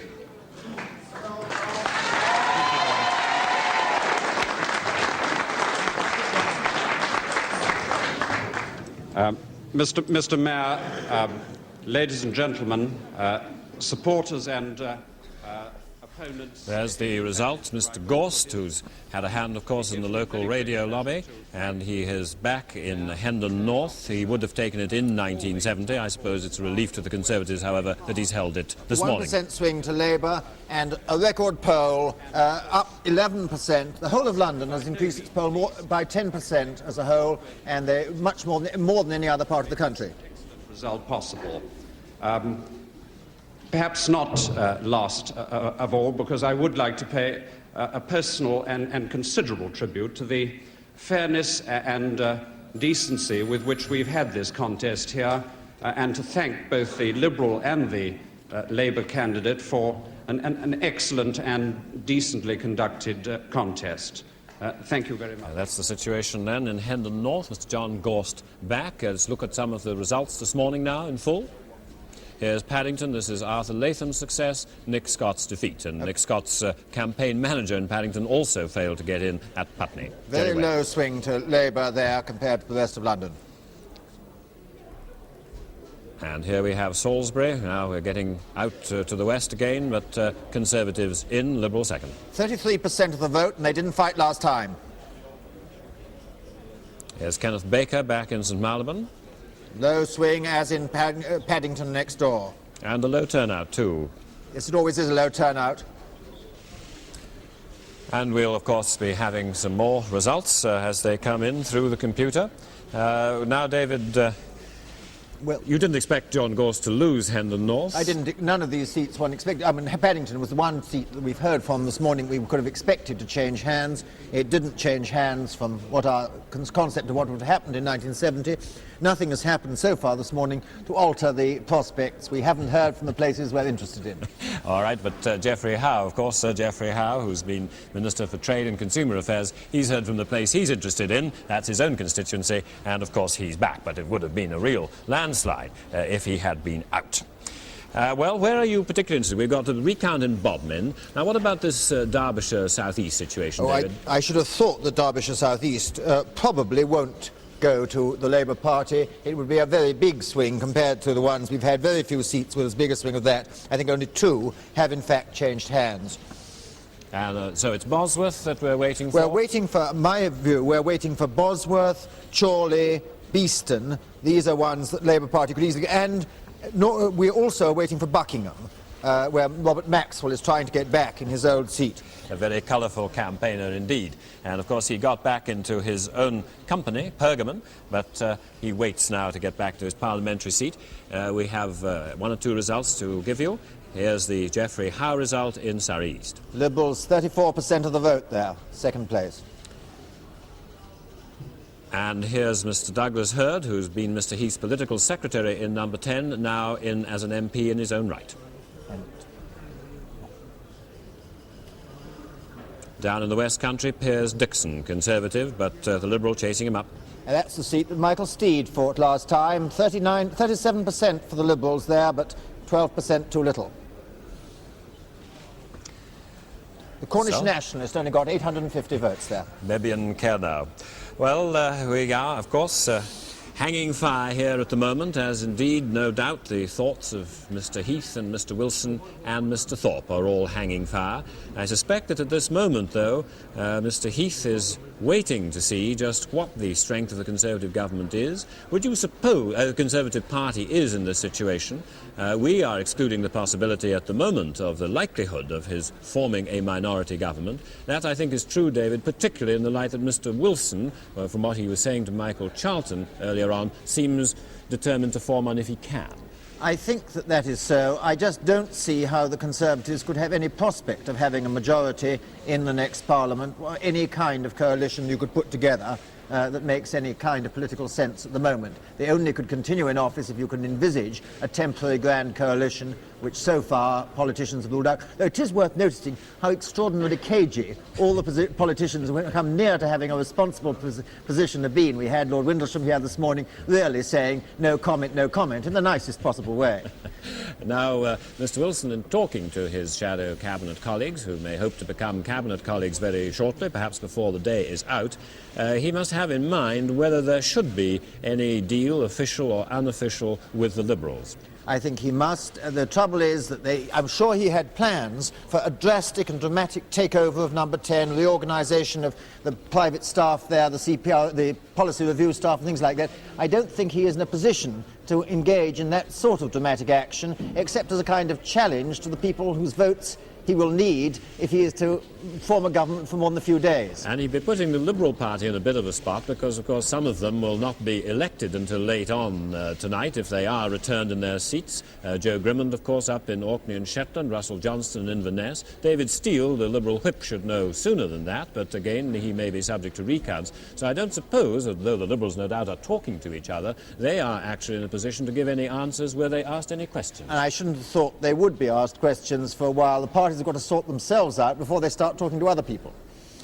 I think Baldwin took until the Monday. He went down to Chequers, actually, and thought it all out in 1929. I would imagine in modern circumstances we would have a quicker effort this time, but it's not perhaps the situation in which one would expect to see the new Prime Minister, or the next Prime Minister, how is to be described, going through the door of Number 10 tonight and announcing his cabinet ministers. Now, I think the trouble is this time we have a really urgent situation. If there wasn't the miners' strike, if there wasn't a fuel crisis, we could perfectly well wait for 3 or 4 days while people had their discussions. But I think there will be a pressure to make decisions quickly. And Mr. Wilson, of course, has taken this prior stand that he wouldn't negotiate, he wouldn't compromise with people or make deals, he would challenge them to turn him out. I wonder if that stance can be maintained in the present circumstances. So there we are.